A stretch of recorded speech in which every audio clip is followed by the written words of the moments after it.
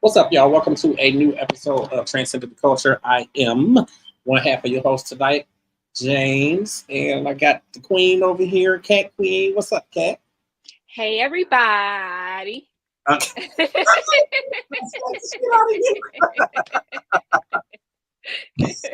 Look, what's up, everybody? Once again, welcome to a new episode of Transcending The Clture. Really dope night tonight. We collectively decided that we was going to do all trending topics tonight because there's so much stuff happening, so much stuff going on, so much stuff happened this past weekend. Obviously, so much stuff going on in the news, and a few things we definitely want to talk about tonight. Plus, I got a nice little clip that I want to show you guys from Vinny of Naughty by Nature. So I think that's going to be really dope too. So we will get to that actually very, very soon. But just to kick things off, what's good, Cat? Hey, hi guys. Kat's been doing good. I've been having an eventful week. Kat's been networking, Kat's been auditioning. I see. Yes, I've been going on some movie auditions, some casting calls. And I also, I can cross model off my list because I did my first photo shoot.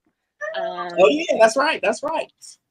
Yeah, so it was my first, photo shoot that I worked with a photographer out in Cleveland that we went and did a waterfall bikini shoot. I'm telling y'all gonna go crazy when y'all see these pictures. So listen, they'll be debuting sometime soon, and I cannot wait.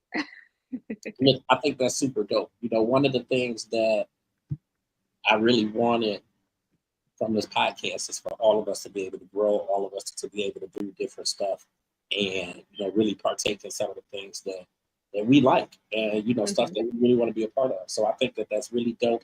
Like I said from the very beginning, like Cat is made for this. Like Cat, like when we went to Atlanta, I was like, oh shit, Cat is made for this because like Cat looked like she done been here before. Like you were so ready when we went to Atlanta, and like you've been like on 2 million like since the very beginning. So I think that's really, really dope. I'm happy for the photo shoot. The one little clip that I saw, I thought it was dope. I be wanting to share shit, so I'm like, you ain't see what I put on there. I said, don't share nothing to this. I said, because James quick to make a graphic real quick. I know, I did, but I said, you know what? I'm not sharing shit. Like I'm let her put that out there. This is her photo shoot. This is her baby. Like I think it's really, really dope. I'm happy for you. I'm proud of you because, like this industry, like you got to be somebody that's just gonna take it by the hand and go for what's yours because like ain't nobody gonna give it to you. So you got to be somebody that's gonna go out there and get it. And everybody don't necessarily understand it. You have a lot of people that, because they might be new to it or whatever the reason may be, it's like they just kind of expect somebody to kind of help them through or to help them figure it out. And I mean, that's all good. That's all well and good, if you have somebody to help you. But 99% of the time, you're not gonna have nobody to help you. You gotta figure shit out, or you're just gonna be sitting. No, really, honestly. And that's one of the things that I've learned from working with you. You literally just have to do it. Don't do that. No, but I really learned that working with you. You have to just start. You have to just do it. You can have all the talent, you can have all the degrees, you can have all the, dreams in the world, but until you actually put it in motion, and I feel like I've talked to you about this. I've, done this in college, but in my adult life, I kind of was, oh, well, maybe I'll do this, maybe, playing around with social media. But like once, you gave me this opportunity and platform, I've been running with it. I mean, but I think that you do amazing. Like last week was like last week took the cake. Like last week, really, damn, like that. I mean, but it was so dope though. It just was so dope. And to me, everything that you're doing shows that you really, really want to do this. So, I think Yes. super dope. I think it's super dope. Yeah. And it was just, I was in my head when I was doing that thing, I kept thinking, do you want to be on top? Right. So I was in my head like smiles. I was doing all my little, Tyra Banks stuff because I am Tyra Banks America Top Model person. I'm millennial. So we grew up on that, sachet or walk away. I was taking some RuPaul. I was taking everybody, and some things that I've learned, but it was really fun. We went out to a waterfall. And y'all, let me tell y'all know that rocks be having moss on them and that moss is slippery. Did y'all know that? Because I didn't necessarily know. But I knew that, but I didn't know the rocks on the bottom of the lake is like, I thought I was just gonna get up there and I was just going I was holding on to that waterfall for dear life, James. I was and the water was going. I felt like I was about to just get swept away, but I stayed with it. I got all drowned. By the end of the shoot, I was looking like a wet fish. But it was a good opportunity, and I mean, I've just if people don't know, I went to performing art schools, my whole life. I've done singing, modeling, acting, dancing, things like that. I'm just getting back into it in my adult life, and I keep telling myself, I had just made a status the other day and said, the more you do things, the better you'll get at them. So I'm a type person, sometimes I beat myself up because I'm like, oh, I didn't do good the first time, or, oh, but nobody's first time is going to be amazing. It might be good, but it's not going to be at that level. You have to start. So anybody out there, any transcenders, if you have anything that you want to do or anything you've been working on or any talents that you want to showcase, you just got to do it. You literally just have to do it. Absolutely. So I'm just very thankful for that experience. I had a great weekend. I went down and rode some bikes down in Merriman Valley, Towpath Trail. If you guys don't know, you can rent bikes to bike the trail. Okay. So that was cool. It was interesting. I like to do, nice fun things, and I'll be posting a video about that tomorrow. So now you said which trail is this? Towpath Trail. So if you know where like Social Aid and Putty's Kitchen is down there in the valley, in Merriman Valley. Okay, yeah. So there's a little bike shop, and I go past it all the time. I never think, oh, this little bike shop. But you can rent. They have regular bikes, and then they have electric bikes too. And you could rent them, and it's a little trail. And it was so fun. And I got to really act like a little biker. Like when you pass people, you got to say on your left. On your right, And so I'm down there. At first, I was acting like Corinne Bailey Ray. I was, girl, put your records on. I was singing at first. But James, then them heels start healing. And the skeeters start skeetering. Oh.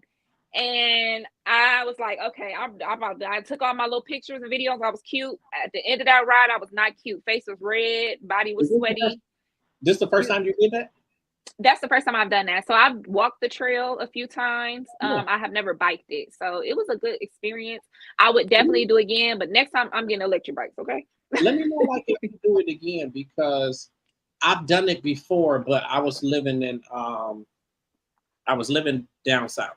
So we were in Alabama, but we rented some bikes in Columbus, Georgia. And then they had like the river, you could ride along the river, and it was a trail and all that kind of stuff. So we did it down there, and it was super, super dope. Like I would definitely do that.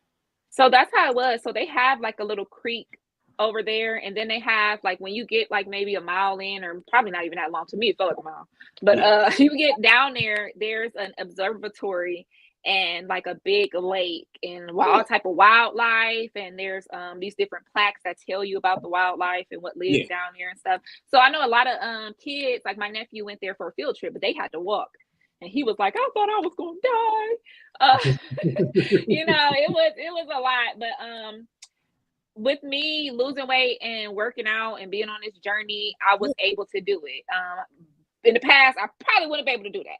But if you ever, if you're in Akron and you're in the Merrimack Valley area, definitely check it out. We did the Towpath Trail, and we went all the way to Peninsula. Like we were so far. Like by the time we turned around, because we were like, we're not going to complete the whole circle, because it was just like we was all the way in deep in Cuyahoga Falls. So, but it was it was so beautiful. We saw different wildlife, different families, and it was amazing. It was a great experience. So, and you guys know it's fall, it's about to get cold outside. So anything you want to do outside, please do it now, because it's the perfect time. It's not too hot.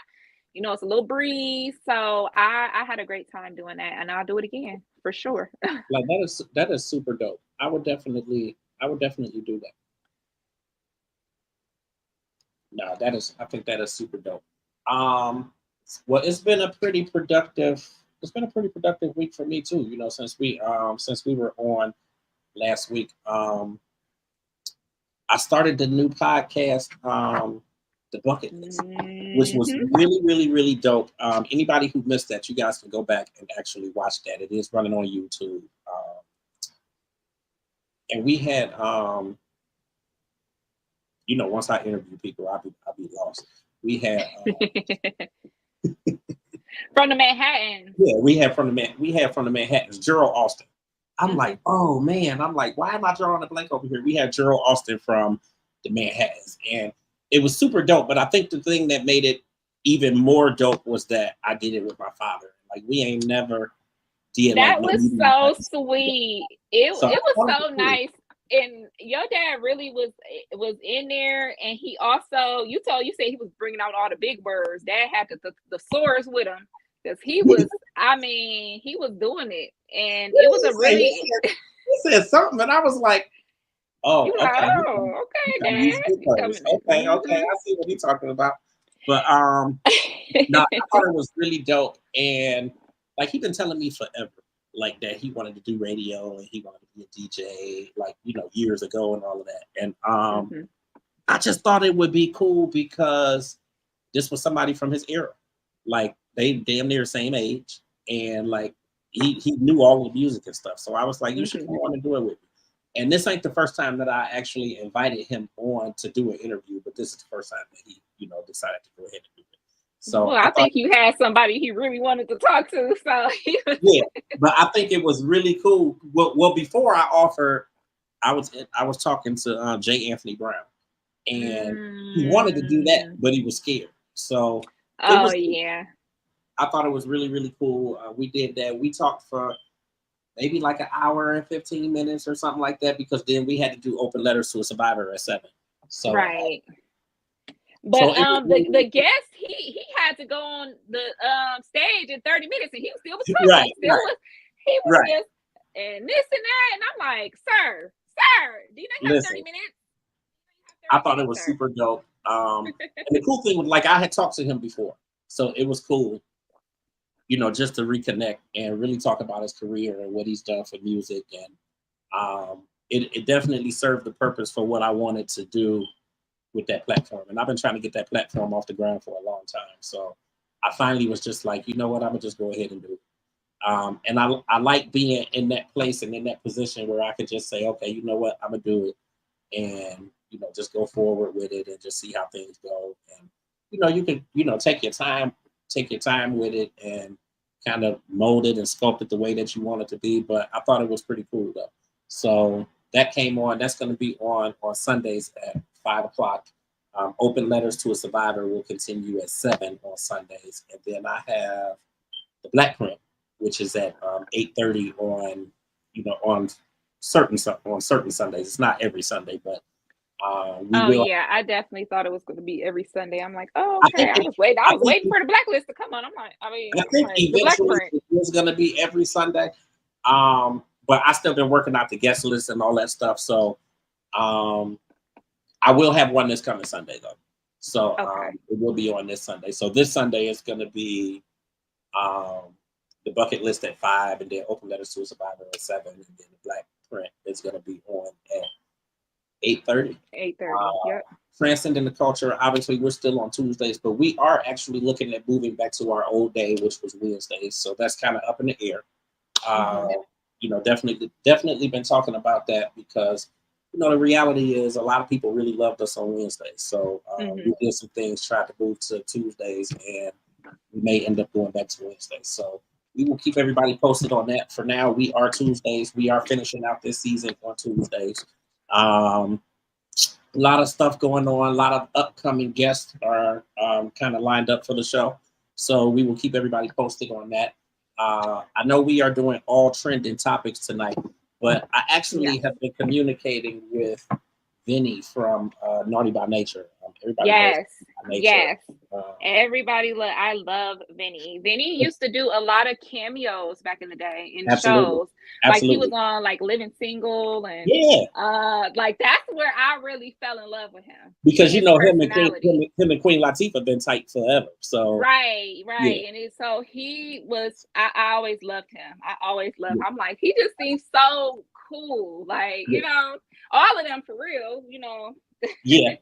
Well, I stumbled across this new show that he's doing. It's called Foodie by Nature. It's really a dope show. Like, you know, when you think of like kind of like your food critics and they're going around and they're trying different food and talking to the people and that sort of thing. And to be honest, you know, when you really think of food critics, a lot of times they're not really talking to people. They're just going and they're trying the food and then you get kind of a report back. But this show is actually cool because he's going around, like he's testing out different food and he's actually talking to, you know, the people behind the food and behind the establishment that he's at, or if he's at a festival or something like that, and he's talking to the people and getting to know who they are and, you know, why they're doing what they're doing and how they're doing what they're doing. And I thought it was a really, really cool concept. It's cool. Like I'm starting to see, you know, obviously, you know, what, you know, once musicians and rappers and whatnot, once they've been in the industry so long, a lot of them are looking for like other avenues and other ways that they can make a bag and, you know, do that kind of thing. So it's really, really cool to actually see him kind of stepping into this arena. And it's like you see the difference. Like it's almost like it almost was kind of weird at first see it because I was like, shit, he looked like a news reporter, or he saw like a news reporter, but it actually was really, really cool though. So I actually have because I've been kind of pushing and promoting and reposting the clip that he's had running. So I told him that I was going to run the clip on the show tonight. So yay! 1 second, and I'm gonna pull this up and actually let everybody see this. I think it's really, really cool. All right, give me 1 second. I'm getting old over here. I was gonna say you better not laugh at me. I ain't no better. For real. So I'm zip it. All right, let me see. All right, so I'm gonna play this clip.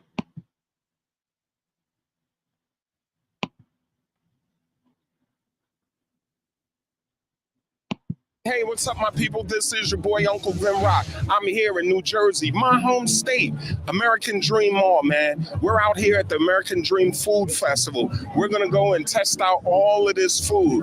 This one looks interesting. It's called deep fried watermelon. Let's see what they have. This right here is my grandma's deep fried watermelon from Mississippi, made Filipino style by my wife. We're the only black-owned restaurant in Manila, Philippines, to my knowledge. We're called Maryland Chicken. And every now and then we come back and serve our best seller. Wow, well, what inspired this to make deep fried watermelon? So my grandma, because she's country, she wasn't going to throw nothing away. So after like Thanksgiving or family reunions, the extra slices that were left over, the next morning she fried in that morning's pancake batter with a little syrup and us kids would eat it.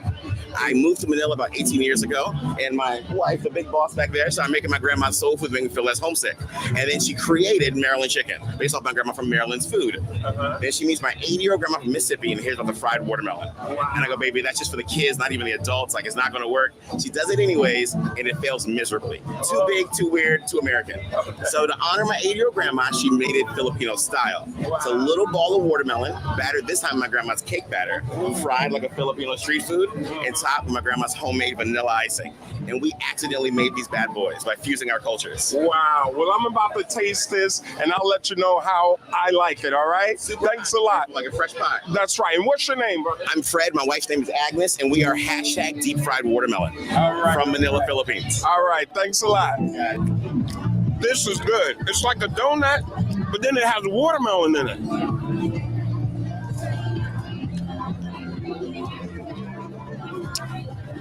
I think I found my first good treat, y'all.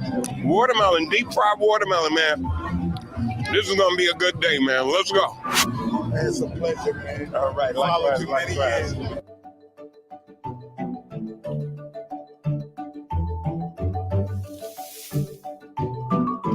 What stand are we at, brother? Logan & Co. NYC. Wow, how did this place start? So Logan & Co. started last year for my daughter. She's 6 years old. She wanted to sell lemonade while my wife worked at another food event, and it was started selling lemonades from the Philippines. Oh, wow. So do you have a permanent stand, or do you pop up all over? We do pop-ups all over. You can follow us at Logan & Co. NYC on Instagram. We'll be in Times Square next weekend, actually. Oh, wow, that's incredible. So tell me about what are your most favorite drinks, popular drinks? So the most popular ones are like the regular one. That's the regular calamansi juice. That's the OG classic. And then we have the mango pichota, which is kind of like a Hispanic flavor because I'm Colombian. My wife's Filipino. And then today the Colombiana for the Colombian game tonight. Also the ube, which is a very popular, very, very popular flavor in the Philippines. Ube is purple yam. Wow. Well, you know what? I have mine here. This is for the Colombian game today, so I'm going to taste it, all right? Thanks for having us, man, and good luck, brother. I appreciate you. All right, peace. How are you, young lady? Good, how are you? All right, so tell us about your booth. Where are you located? How did this originate? Sure, so we're a pop-up and catering company coming from Brooklyn, New York. We also have a warehouse in New Paltz, New York. We started in 2011 and we've been doing it ever since. Oh my goodness, and what are your favorite plates, most popular dishes? Well, we do two things, so we do them really well. We do lobster roll main style, and then we also do oysters. Oh, wow. Yeah. Well, we saw you shucking those oysters. That thing looks a little dangerous, right? So you're a master of your craft, obviously. Of course, I have to be. All right. Well, you know, my camera guy, Eric, he's a big lobster roll fan. So I'm going to taste this for him. I'm going to tease him, but I will save him a bit, all right? All right. Well, thanks for having us. This is Lobster Party. No, I'm sorry. This is Oyster Party. Look out for him. What about your social media? We're at Oyster Party on Instagram and Facebook. And I'm about to taste their world-famous lobster roll. We get a little lemon on here. Oh, man. Fresh lobster. This looks incredible. Here it is, folks. Oh, my goodness. So first, they said that they cooked it Ming style. So we're going to put that to the test. Okay. Let's try a little. Oh. That thing looks incredible. Right? Wow. Isn't the bread so soft? It's toasted nicely. The butter, the lemon. My score. Sheesh. What's your score? 9.8. 9.8? Is this better than the new Eminem album? No, it's not. You got to give it a tie, though. New Eminem album is 9.9. Okay. Good try, though. It's right there on par with the new Eminem album. This is called Oyster Party. And Eric Elstrom, he found his lobster roll. Oh, my goodness. If you're gonna buy a Cuban sandwich, you gotta trust the guy that's got the island on one hand and literally a fork and knife on the same hand. All right? So there's two styles of Cuban sandwiches.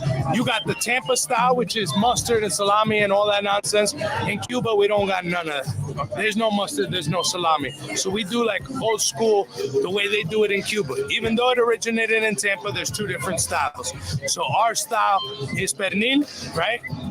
Ham, Swiss. We use a nicer ham. We use Swiss Reserve. It's a little silkier. It's a little creamier, more rich in flavor. We do pickles sliced the long way, And then we do mojo, which is the base of all Cuban cooking. So mojo is bitter orange juice, fresh squeezed lime, garlic, and then the rest of the stuff I could tell you, but we can't go into all that because then everybody's gonna have it. I'm telling you now, I want the authentic Cuban one. I used to go to a restaurant uptown, like in the Bronx, and we went and they had a beautiful Cuban sandwich. So I'm looking forward to it. Listen, we were rated top 4 in Jersey. They didn't rate them by number, but if they did, I'm not gonna say we'd be 4. You know what I mean? The best Cuban. Wow. This is Cuban style, right? Even Miami ain't fucking with my Cuban.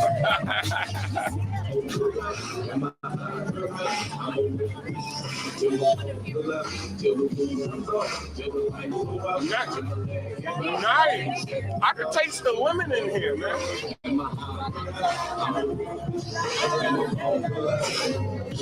Oh my goodness, this is so good. Wait a minute. It's so good. This, I'm going to give it an 8.5. I love it. I can taste it. I feel like I'm in Cuba, baby. You know how Uncle Vinny dance, boy. All right, bro. This was the best Cuban sandwich I've ever had in my life, yo. I can't keep this secret to myself. Let them know your name and your social media and where to find you, bro. All right, so my name's Gus. On Instagram, I'm Hudson Chef. My shop is Cubita, so it's Cubita Cafe NJ. We got a location in Nutley, and then the truck is Cubita Truck. Cubita Truck, if you hear hip-hop playing, we do Wu-Tang Wednesdays at Hackensack Brewery.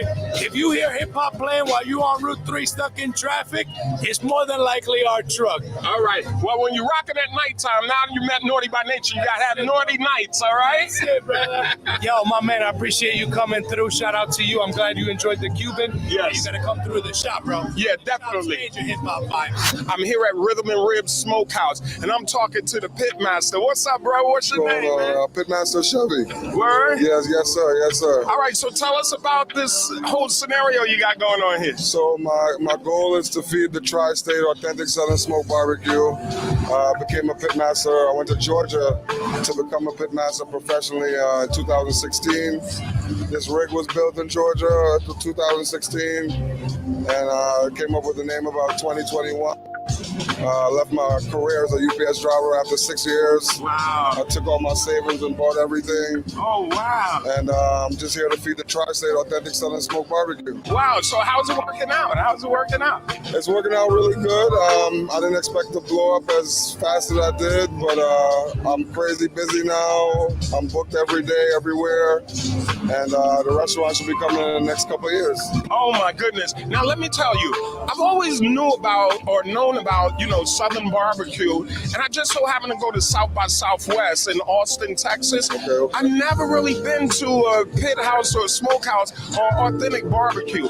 I had their brisket down there and fell in love. I was like, oh my God, I never tasted anything like that. Yeah, well, I got a little bit of Texas in mine, but I've added a little bit of my West Indian background and spices with it. Wow. Which I think makes me so much more unique than most pitmasters. Yeah. I've had pretty much everyone from Texas that's eaten mine. Yeah. Has told me it's just as good or even better in Texas. Oh, it's got, with the Caribbean flavor, man. You know it's got to be better, man. Yeah, way better, right? Yeah, for real. I got the turkey legs going here. I got some briskets that's still going. But I got some complete ones on this side. The ones that are done, they're just cooling off right now. We won many awards for the briskets, for our ribs. So I'll just unravel one to show you how they look. They got the bark, the lean. We call that the butterfly lean. See that right there? Oh, yes. All right. So I'm going to actually just let you taste one right off the back. I'm not even going to slice it professionally. Oh, my goodness. You tell me what. Here it is, folks. Uncle Vin Rock taste test. Amazing, bro. Amazing. I love brisket, yo.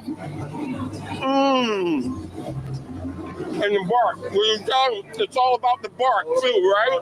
Oh, my God, man.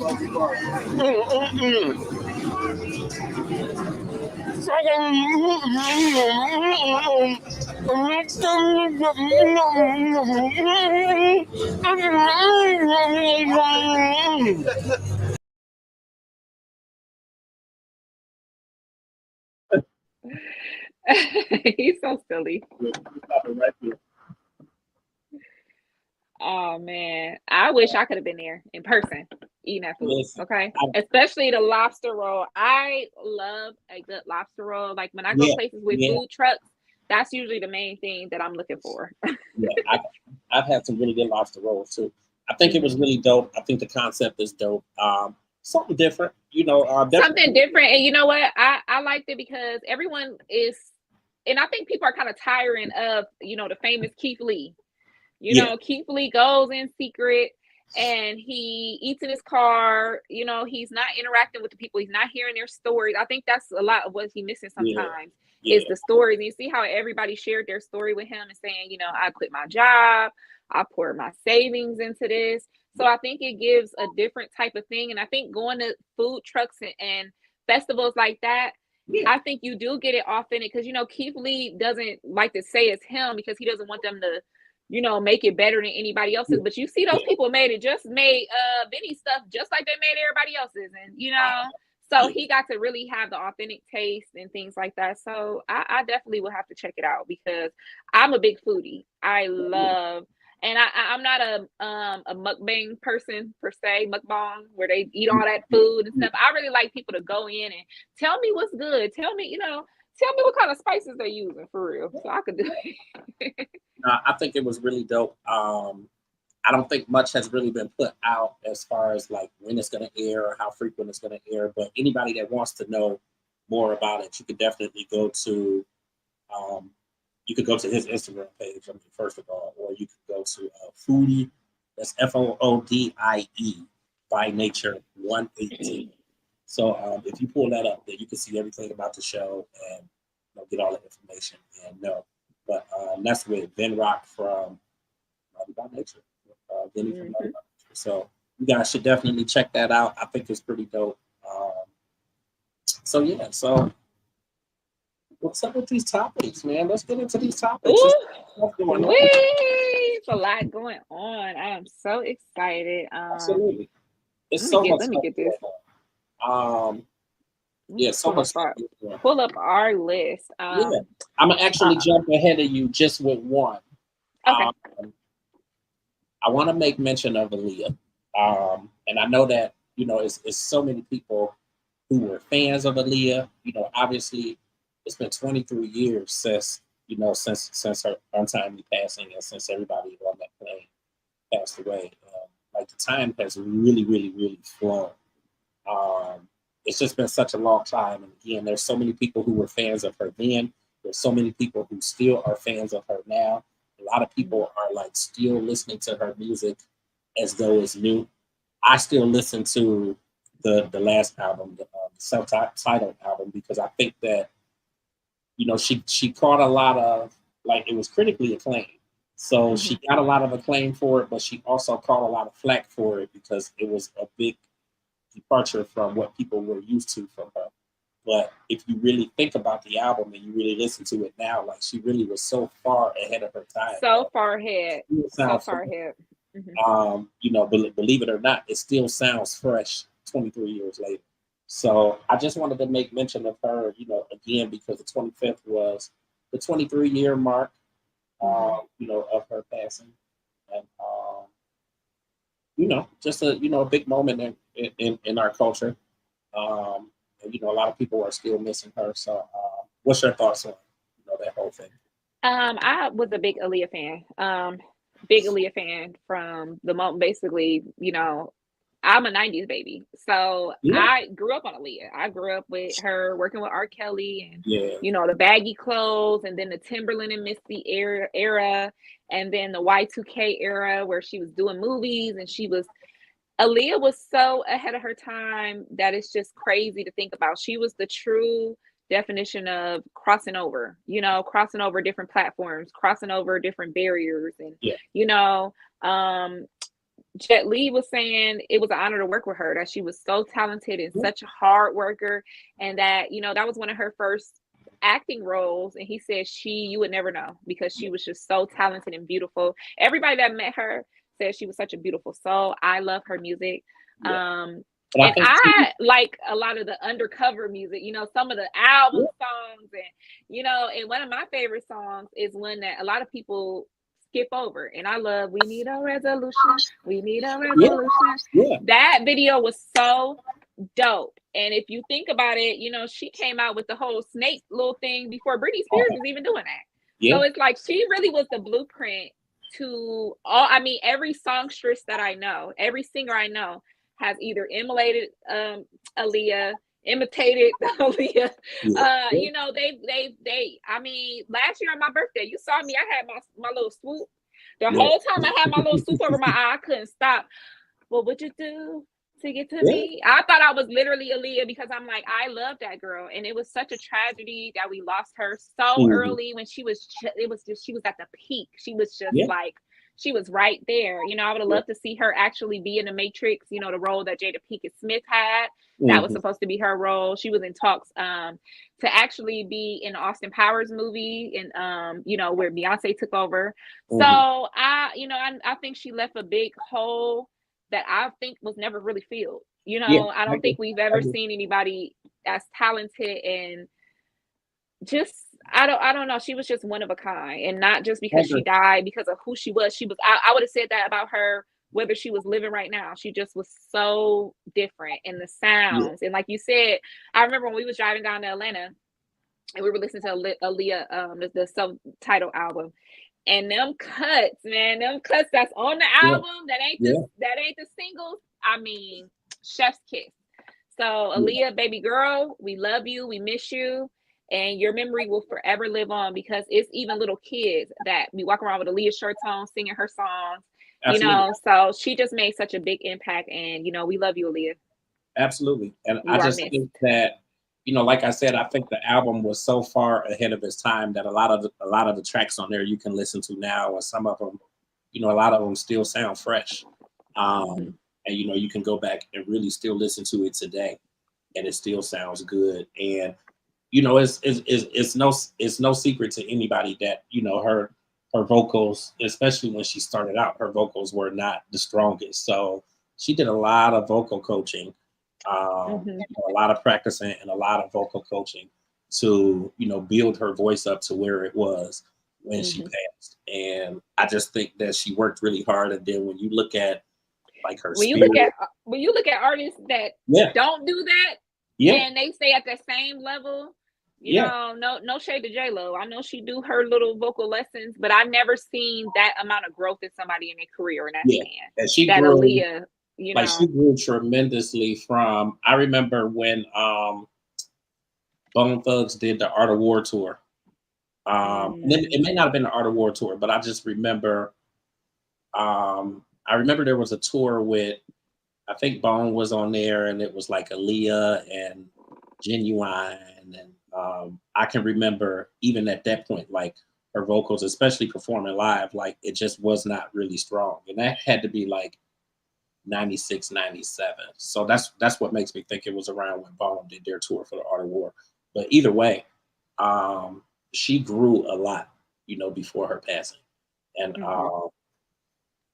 there's so many people that she worked with, and so many people that, were inspired by her, so many people that inspired her. And it's just, like I said, the time has really, really flown by. So it's hard to believe that it's been, 23 years since that happened.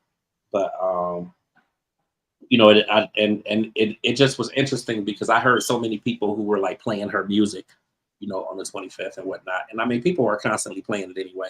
But, people really did, take notice and recognize, the fact that it had been 23 years and that was the day that, of that, plane crash. So definitely rest in peace. I just wanted to make sure that we did make mention of that. But I'll let you take it away. I know you got all the topics over there. Yes, so let's take it from the top, people. We have a Wendy Williams sighting, guys. The queen of all media, Miss Wendy Williams, was sighted out shopping with her son, Kevin Jr., and they were out taking pictures with people, trying food. And she has been dealing with dementia. She has been dealing with the Graves' disease that she's been dealing with, and the lymphedema. And so some were saying that she was happy in good spirits, but she was still kind of not there, mentally while they talked to her. So a lot of people took pictures, and they said that she was happy to take pictures. She was loving on her fans, but when they really tried to talk to her, they said she really wasn't, in her right state of mind, which, we kind of watching her show, and we covered her show before. We kind of all knew that, which is kind of tragic. I hate what's going on with her, but I'm glad that it seems like her son, because for a while her son had lost control over, being able to take her out and do certain things with her. So it looks like he's back in the mix and able to, ain't nobody gonna take care of you better than your child, I feel like. So, and they said that she was happy, in good spirits, and happy to be around him. So, we're gonna be praying for Miss Wendy. What do you think about that, James? I'm kind of all over the place with it. So first thing I thought was, like, is this really real, or how old is this, and like how long ago was it that she was in that shop? And you hear so much stuff, and I think that there's so many people like who want to see her out and see her getting around and doing better, and on the verge of coming back to do her show. And I don't want to sound like the pessimist or anything like that, but I just think that given the diagnosis and the stuff that we've heard, like, I just don't think that I don't feel like it's going to happen. Right. I feel like people are pressing something that really for her health is just not good.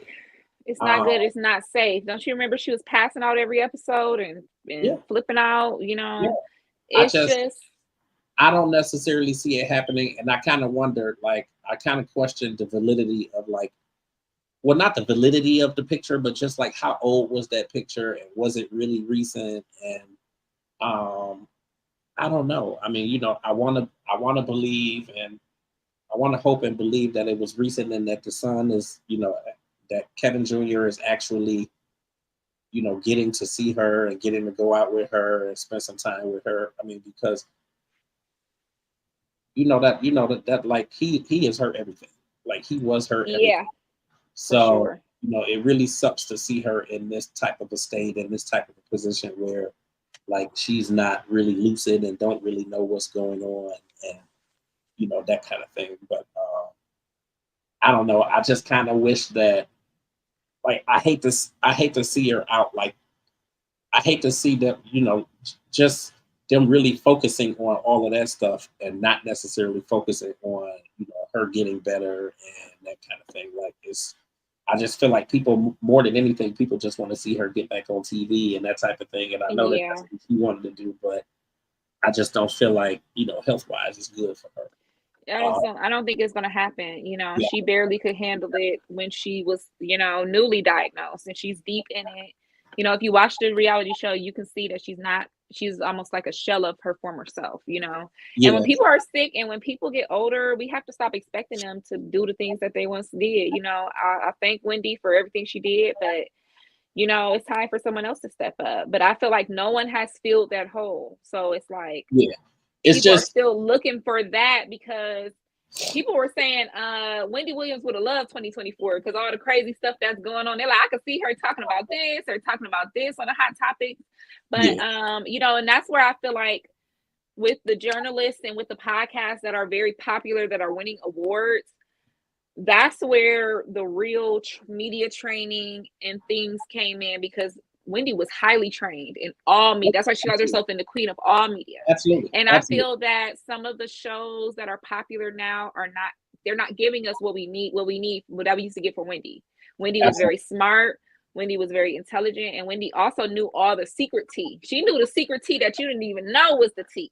Yeah. So I think we just don't really get that anymore. And especially, people are scared. Wendy was not scared. She didn't care if she lost her job. She didn't care if she wanted to put out the tea, she would put out the tea. So I feel like in our era where people are constantly, changing things or scared to say something, or they gonna sue me, or they gonna, I just think I think people are really missing Wendy, and they're hoping for the best. But I think right now, like, let's just pray for her. If you see her out, celebrate her, love on her. But we're never gonna get the old Wendy back.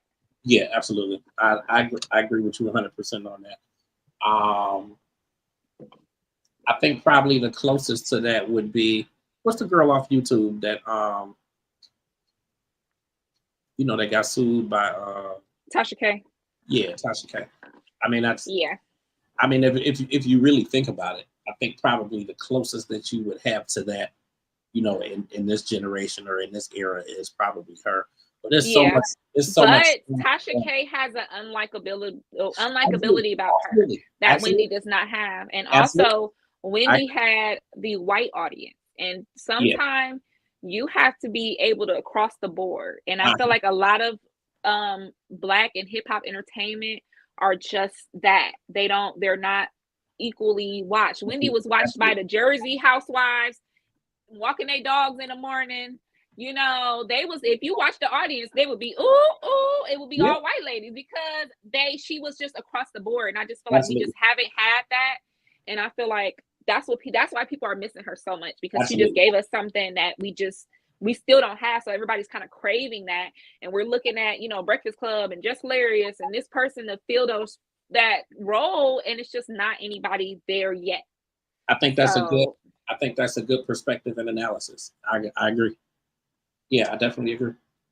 So Wendy Williams, we love you. We're praying for you. Absolutely. All I want Wendy to do is get her rest, enjoy her time with her son. I just want her to be healthy. And I want her to get healthy the best way that she can be, and stress-free, and have her money and be taken care of and live the rest of her life. Just spend time with your baby. That's it. Absolutely. Absolutely. To me, that's what it's about at this point. Mm-hmm. Like, it's about, her being safe, her being healthy, and her being able to spend time with her son. Right. Yeah. So yeah. Okay. Yeah. So next we're going to talk about Diddy. Diddy Watch, guys. They're doing Diddy Watch. I knew you was gonna say it. Go ahead. And so Diddy was recently spotted out with Stephen Jordan, Faith Evans' ex. Yes, they are officially divorced, but he ain't over Faith, so he be always Faith. But they were spotted out on the beach, and people said they were both in good spirits. They were taking pictures, they were getting loved on, and they said that people were welcoming Diddy with open arms. They said nobody said anything to him. Nobody, I'm shocked that he didn't get no jokes, he didn't get no jabs, he didn't get nothing. They said people were genuinely happy to see him. And I kind of see both. I mean, I kind of get both sides of it. I mean, listen, a lot of the people that have been really speaking negatively and talking bad and having all these different comments to say and like just really condemning him, like they got their own shit going on. And I'm not saying I'm not saying that you condone him beating on nobody or no, like he definitely needs to suffer the consequences and pay the consequences for that. However, like he still got he still got to live. He still got to exist. Mm-hmm. Like he still got kids. Like you can't just ball up in the shell and just crumble. Yeah, and people got to realize you are innocent until proven guilty. Right. So even though you can have tapes and all things like that, but he has not been charged. He has not been convicted of any crime. Absolutely. He has only been convicted in a court of public opinion. I mean, that video is very telling, but you're right. It was very telling, and he paid her handsomely. He paid her what she asked for, and Cassie ain't said another word about his ass. Yeah. So you have to. You do have to look at that. You got to kind of look at that, but I just been, I've been watching, seeing what's going on. And if you guys haven't noticed, Diddy and Young Miami, Carisha, have unfollowed each other on Instagram, and they said she is trying her best to distance herself as far away as she can by him. But they said that It's not working. It's not working. She has been tarnished by his image, especially how hard she was going for him. Yeah. And the things that she was saying while dating him, you know, those inflammatory statements. I'm gonna make Diddy do this. I'm gonna make Diddy do that. Well, absolutely. You can't claim you didn't know what he was doing. You can't claim you don't know what he was doing when you was threatening girls. Right. I'm gonna make Diddy do this. I'm gonna make Diddy put you on your knees. Right. Excuse me. Squeeze me. Okay. Yeah. And so the separation between Young Miami and you know, when she was with Diddy, she was saying she didn't want to be a city girl anymore. She didn't want to tour. She didn't want to work on music. She wanted to be Diddy's concubine, is what they said. These are just the reports, guys. They said she wanted to be his kept woman. You know, he helped her get that platform, Carisha Please. If you guys don't remember, that was on Revolt TV and also sponsored by Ciroc. Oh, yeah. All that, they had to reshoot a lot of her stuff because she's back for her season 2, I believe. Mm-hmm. And she had her bandmate, who is JT, on there with her, and they discussed how basically the City Girls are no more. The City Girls have broken up. Mm-hmm. Young Miami and JT have went on their way, and JT's album, City Cinderella, has been doing great. She has been touring on her own, and people are really loving JT. Yeah. Last year, everything was Carisha. Now everything is about JT. And I feel like a lot of that is because of the stigma, you know, being attached to Diddy put on her. Yeah, I agree. Yeah. So I don't want. I mean, the reality is, I never really cared for them, you know, necessarily as a group. I always thought that JT was stronger anyway. And I think that's really the consensus with a lot of people. Yeah, that's the consensus. JT was always stronger, but you know, when JT went to jail, Young Miami kind of held her down. Yeah. You know, she was out here doing features. She was, she shot the video with Cardi B. They did it by themselves, and that's where we forever got the term "flued out" from. If y'all don't know, they was like, we gonna get some girls. They gonna get flued out and be on the video. And so they, you know, City Girls really had even though they weren't out that long and they didn't have the highest chart in music, they definitely put a mark on culture. We got a lot of sayings. We got the Carisha Please from them. We got the we got the flued out, and you can't forget when they be like City Girls up 1,000, or you know, you ever see when somebody get divorced, they be like, oh, city girls down, city boys up, you know. Right. So it's unfortunate what happened, but I'm glad that they were able to separate and that they're still, you know, making music and doing their thing. You know, I really like JT. Yeah.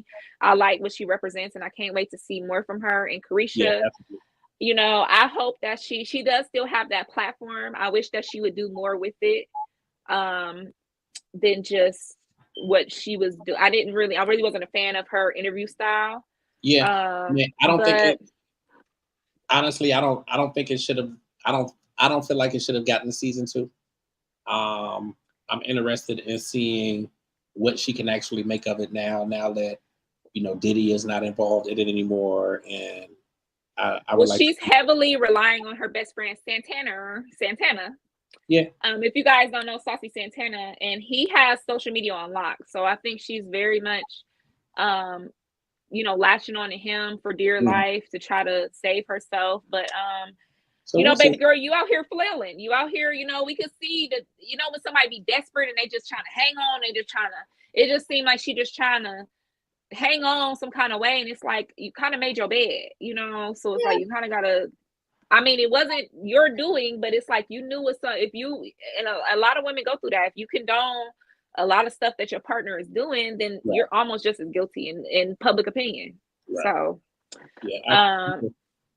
and so Diddy also, you guys know, music producer Little Rod Jones, have filed a $30 million sexual assault, trafficking, and racketeering lawsuit against Diddy that was very detailed.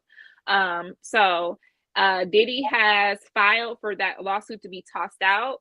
But Little Rob broke his silence today and talked to Rolling Stone and said that he's still standing up for justice and what he believes is right for his life. And he feels like he's being punished because he has been blackballed. He said that he cannot even feed his family because no one worked with him because of what he's going through with Diddy. But were people were people working with him like that before? Like, was he booked and busy? Now that I do not know, but he's claiming that he's, broke. He can't pay his bills. People are threatening him and his family. And so it sounds like he's looking to make a resolution because the lawsuit did not get dismissed. And the judge said that they don't think that it's a lot of evidence. It's right. A lot of, he can actually prove, hey, I was here with him. I was there. He was his longtime producer. Yeah. So I don't think that this is going to be, people think that you can get stuff just tossed out just because. No, if the person and they said that this is a very detailed suit with a lot of evidence. So they're saying that it doesn't look like it's going to be tossed out. But from what I'm hearing from Little Rod is he might be open to a cash settlement. So, Diddy had liquidated a lot of his assets. So he does have a lot of cash on hand. So, but I think he feel like if I pay out this lawsuit, I'm gonna have to pay out the next person. It has got to suck. It has got to suck to be in that kind of a position where you liquidated all your assets, and it's like you, for the most part, you pretty much have lost it all. Like that has to be a bad position to be in. Yeah, that definitely has to be a bad position to be in. And then you see so many different stories just about the kids and what their thoughts may be. And I saw something maybe a couple days ago that said that the girls wasn't, necessarily on the best page with them. But I'm like, I don't know. Well, they were saying that the girls, true because it's so much stuff on YouTube that it just ain't true. Yeah, you don't really know. There are reports that the girls, the twins, and then the other daughter, Chance, they said that they took the allegations very hard. So they distanced themselves from him. But his favorite son, who is, they say, Diddy Jr., Christian Cole's they've been down. He down for Daddy. He cool. So he been posting it up with him. They said that he posted up, videos of the young daughter, the Sean Love Combs, the little baby.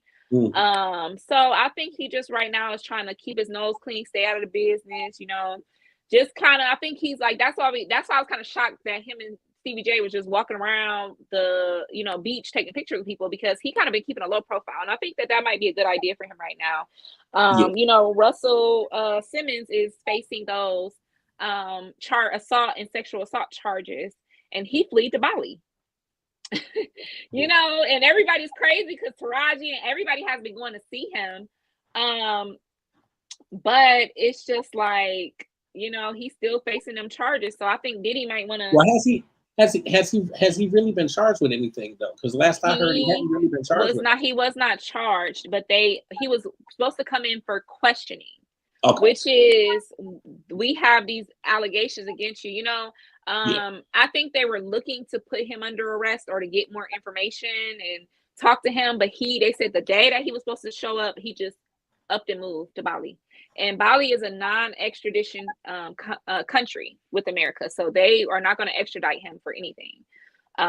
So I just think that's just crazy. And maybe Diddy might want to sneak off to an island or something. He just needs to stay out the way. He needs to stay out the way. Because you know what the kids say now, right? What's that? They say no Diddy. The kids say Diddy no more. Yeah, I did know that. So, he's become a meme. He's become a saying with the kids. Like, I was scaring my nephew, chasing him around the house or something. I cut the lights off and he said, no Diddy.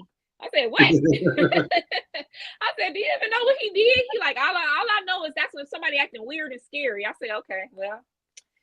And on the internet, if somebody trying to do something weird, they be putting nice try Diddy under everything. And I'm like, they just tear him. I know he probably be online mad as heck. Like probably.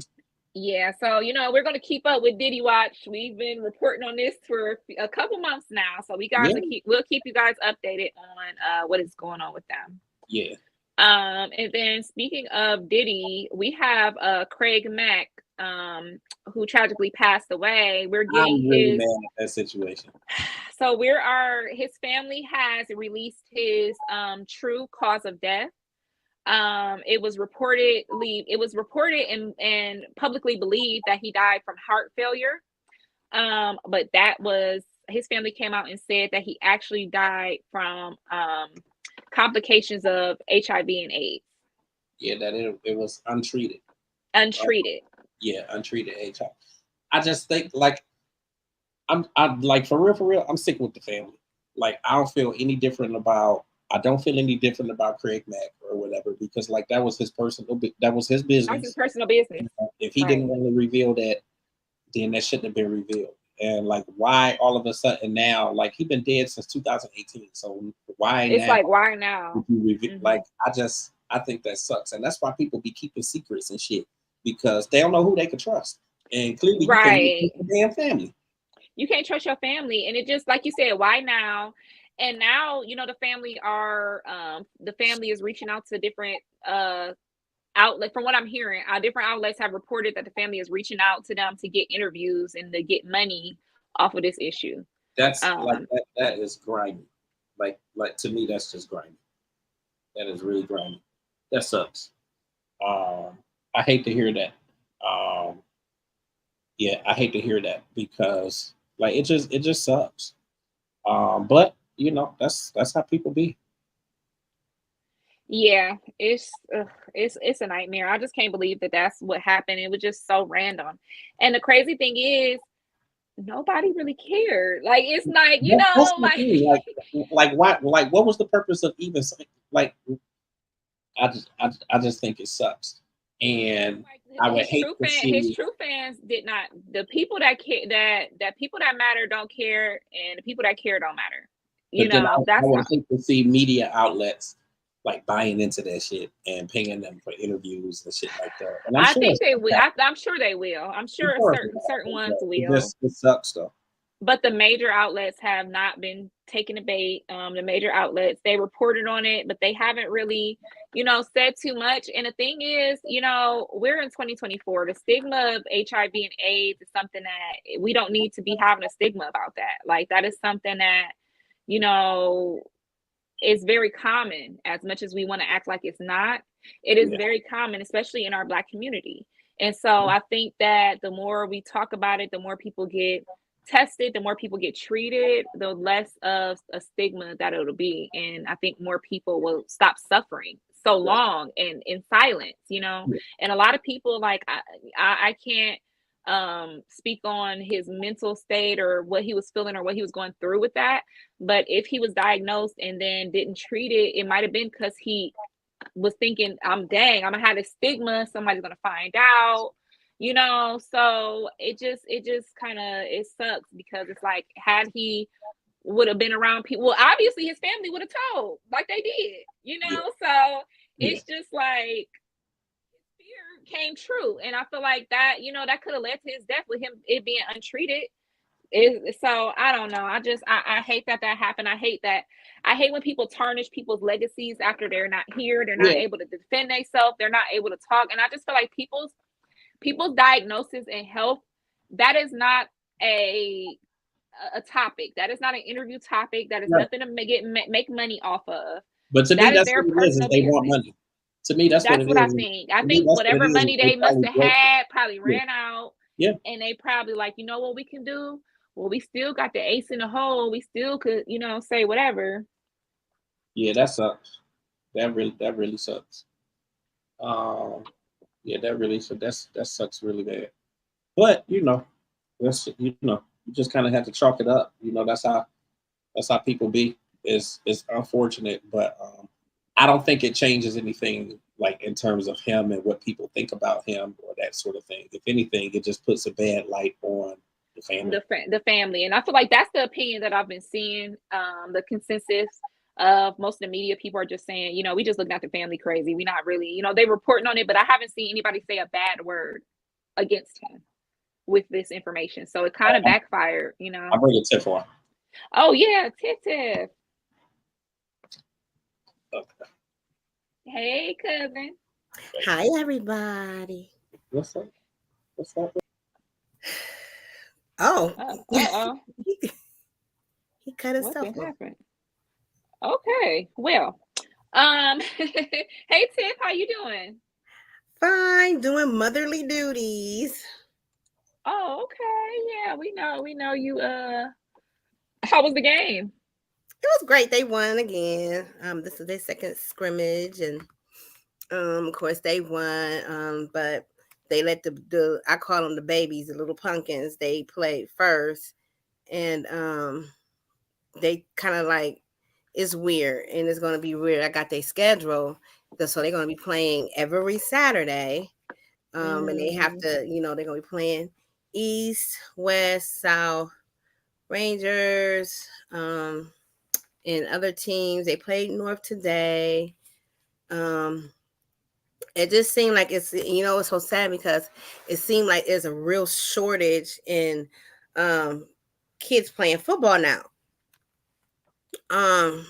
North Vikings barely had 20 kids playing. And we're begging for the Central Raiders are begging for more players so they can get a full varsity team. So if anybody out there in Akron, Ohio is looking for a team, Central Raiders needs your help in getting a varsity team. But the cost of football is just ridiculous. I bet. I literally bet. Like, ooh wee. But they are getting a team and it's free. Their coach is for cost of their their uniforms and stuff. So like I said, you guys have any 12, I want to say 11, 12 or 12, 13-year-olds that wants to play football, go to Central Raiders, talk to Coach Vance. Coach Vance is providing the cost, so it's nothing to you guys. It's still free, and they're still accepting players. Oh, great. And then speaking of that, I know friends of the show, Donnie Brooks, the Yes. Akron Baseball Project is Mhm. going to be it's going to be a parade Yep. Saturday Yep. downtown. So they That's are the going to be parade in that he's in. Okay, cool. So yeah, if Mhm. you guys want to go see the kids, if you want to see our little transcender KJ, and then the kids from the Akron Baseball Project with Donnie Brooks, and I think some other cheerleading teams and some other teams around Akron. If you guys want to support the kids, definitely there's going to be a parade downtown this weekend. So definitely check that out. That's so funny you said that because I had on my calendar that he was supposed to attend some kind of baseball camp. And I was like, what? Who? What? And I could not figure out for the life of me who this was. And it was Donnie Brooks. Donnie Yeah, Brooks had so baseball camp. That was last week, I want to say. It had to have been him. Yeah, he was doing his baseball camp. And Donnie Brooks been doing his thing. Akron Baseball Project has been putting their different advertisements all over the city. He's been having the kids doing all kind of activities. So guys, definitely check that out. And remember, if your kid was not part of it this year, he definitely takes on one-on-one lessons. So just contact him on Facebook, Donnie Brooks, and you can get your kid in something this year or next year. But it's a really, really good program. So I just wanted to remind you guys about that. Also, if anybody is looking for anything to put their kid in for the fall, you have TNBA, National, what is it? Bowling League. Oh, yes. Mm-hmm. It's starting up. Give me the information because Michaela used to be in that. That was one of her favorite. Yeah. Listen, she got all kind of medals from that. Like that was her jam. So I'm definitely trying to get her back into something for the season. I don't know what happened to you, cuz I go to the bathroom. I'm sorry. It's cool. We had one in, one out. So the NBA, National Bowling You've been having everybody been saying hi to you today. Who that is? Careless. They can care less. Hey, James. Look, I'm telling you, he been getting all kind of haze today. So I don't know. They looking for you, James. But the TNBA, the bowling league, it's $30 registration. It'll be held at Charger Lanes out in North. And I want to say the street. and I forget the street, but there's some programs that pay for it, like Summit DD. If you're involved in Summit DD or Ohio Rise or anything, they will pay the registration fee for that. And they'll help with some of the because they do a lot of other different sports and stuff. So definitely reach out if you guys have any caseworkers or anything like that. Reach out and see, because they can help with the cost of some of these activities.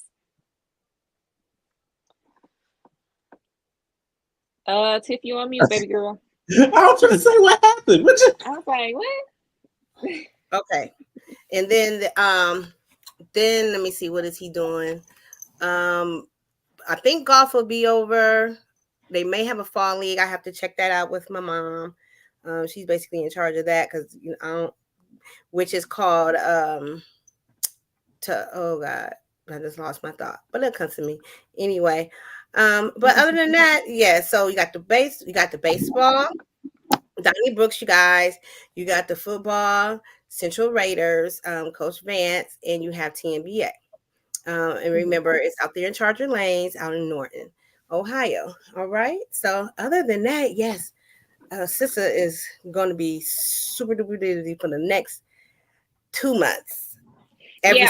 all my football moms were complaining like every Saturday. Saturday. Yeah, I saw all the football moms were on Facebook today. Like, I don't think I'm gonna make it, girl. So yeah, I said this may be the first and last year. Listen, shout out to all the parents that have been putting their money to these kids starting school and starting back their programs and things. It's not cheap. It's not even the cost of what it used to cost us back in the day. The costs are astronomical. So congratulations to all the parents that are putting their kids and stuff and paying for it too, because woo. Yeah, I'm telling you what, if it wasn't for our cousin James, shout out to James Jeffries. Not James Jeffries. John Jeffries. I'm sorry. Look, I'm looking at James here. Our cousin John Jeffries. He's the coach for JV. He got on TikTok and said, hey, bring your kids out. Coach Vance is paying for it. KJ would not be in it. I'm going to tell you what I know.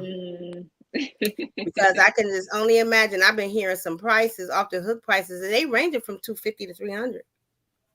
Yeah, it's not cheap. So shout out to the parents and the kids. I hope y'all have a good seasons and everything y'all doing. So we're gonna jump back into the hot topics, as we got a couple little topics. So I wanted to touch on this really quick. We talked about Tyrese last week and how he been. I'm gonna quit laughing. Every time I say something, James he's just having a good time. I'm gonna quit laughing at everybody.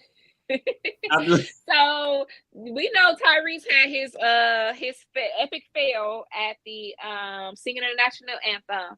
He also broke down at the Breakfast Club and was in his emotions. He has been going live. He previously went live and talked about how he's very upset that his ex-wife did not apologize to him. His ex-wife did come on and say that she was regretting that they got divorced and that, she didn't like how things went. And, she was listening to outside people and she wished that it wouldn't have happened like that. And so he came on and said, you should be telling me that. I'm sorry. Let me tell you something. A bitch that listens to an outside motherfucker, they can keep it pressing. That's all I got to say. Well, damn, James, tell us how you really feel. Sure. That's all I got. That's all I got to say, because damn, that's just some shady shit. Like, to let somebody from the outside come in and tell you, like, that's just shady. And especially women. I can say that when people are not happy with what they got going on, they will ruin what you got going on. Absolutely. So I know a lot of women that be like, I wouldn't go, girl. I wouldn't go for that girl. And then let me not say that. Absolutely. That's why you can't really talk to everybody. That's why you can't really talk to everybody about your problems, because then here they go with that until they experience it themselves. And then that might be some experience talking from my side, but I'm just saying, don't listen. Don't. That's shady. That is shady. That is grimy. Yeah. He could kick rocks. Like, she could kick rocks. He is better off. She just came out and said, she broke now. She I think she broke. and I think she lonely, and she like, damn, you know, he was kind of fine. You know, I was living you know, and he was taking care of her, and now, you know, she just living a little life. You know, she probably ain't getting the same type of men, the same quality men that she had. So I think I think she having some regrets, and sometimes you gotta live with your regrets, baby girl. Here's a you know, question. you gotta live. Here's a question for you, Cat. Mm-hmm. What is your opinion on the Tyrese situation, just period, altogether? On Tyrese period, I think that Tyrese needs to seek mental health professionals. Absolutely. I think that he needs to be in therapy and on some type of med. I think that he has some kind of chemical imbalance, and this is coming from somebody that has been on depression, anxiety meds. And so, I think the meds involved, because I saw him on something today where he was talking about his meds. He was on what's her name? That left the Breakfast Club, Angela Yee. Angela Yee, yeah. He was on the lip service and he was talking about his meds. So I think that he needs to really take a break from social media, first of all, because Absolutely. he's very reactive on social media. Anytime somebody says something about him, anytime somebody, posting or laughing at something he did, he always on there crying or yelling or, and I just feel like a lot of people, especially like Cardi B, does that a lot. And she has even been pulling back. I just feel like when you're so reactive from social media, and I had to deal with that before, that every little thing, somebody said, I'm gonna tell you, I was a thumb warrior. I would be arguing with people back and forth, but that's not healthy. And I feel like his superstar status and how we look at him is affected, and you become a laughing stock. How many crying Tyrese memes have we seen? But here's go ahead. No, go ahead. I didn't have nothing else to say.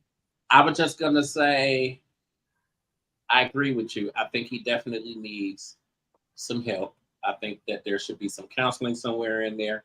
Maybe the meds need to be up. Yeah. Maybe lowered, or maybe up or lower. I just think he needs to take a break from everything.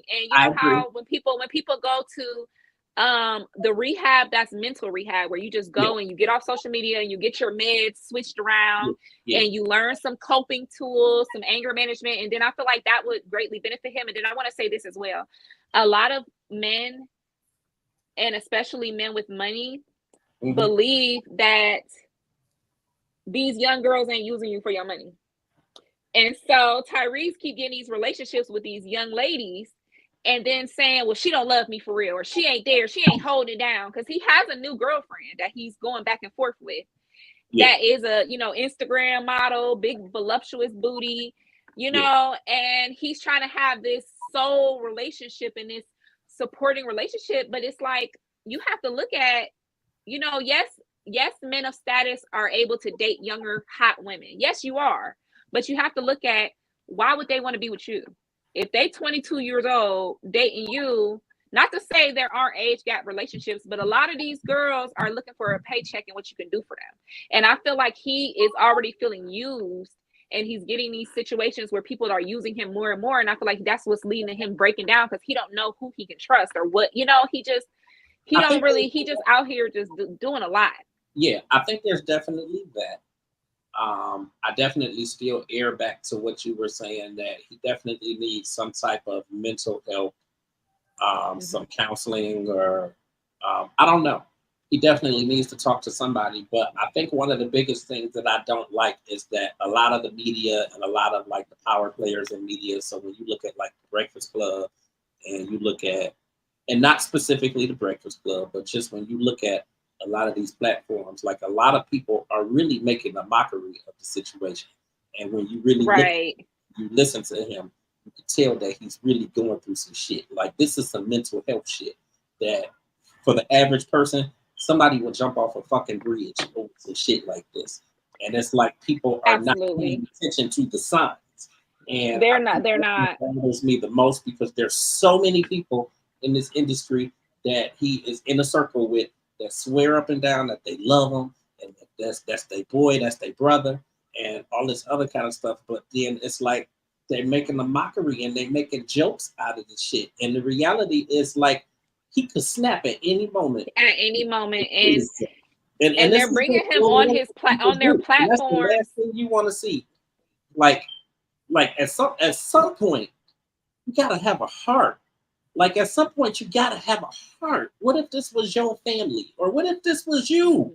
Like at some point, you gotta have a heart and stop the bullshit and help him. Like he needs some help, and it's like he's crying out for help, and ain't nobody. He's crying out for help, but it's like you're going to these people. You're going to the wrong people, and that's what brings me back to you don't know who to trust. Though. It's and like so these people are bringing him on, especially Charlemagne is the type of person that Charlemagne always talks about mental health and this and that. About mental health, but then on the flip side, he'll make jokes about the shit. He makes jokes about it, and he it's almost like they poking him to get a reaction out of him. We want to see him cry. We want to see him break down, and it's just it's not okay. And I just feel like stupid stuff like that he and Envy have issues with each other.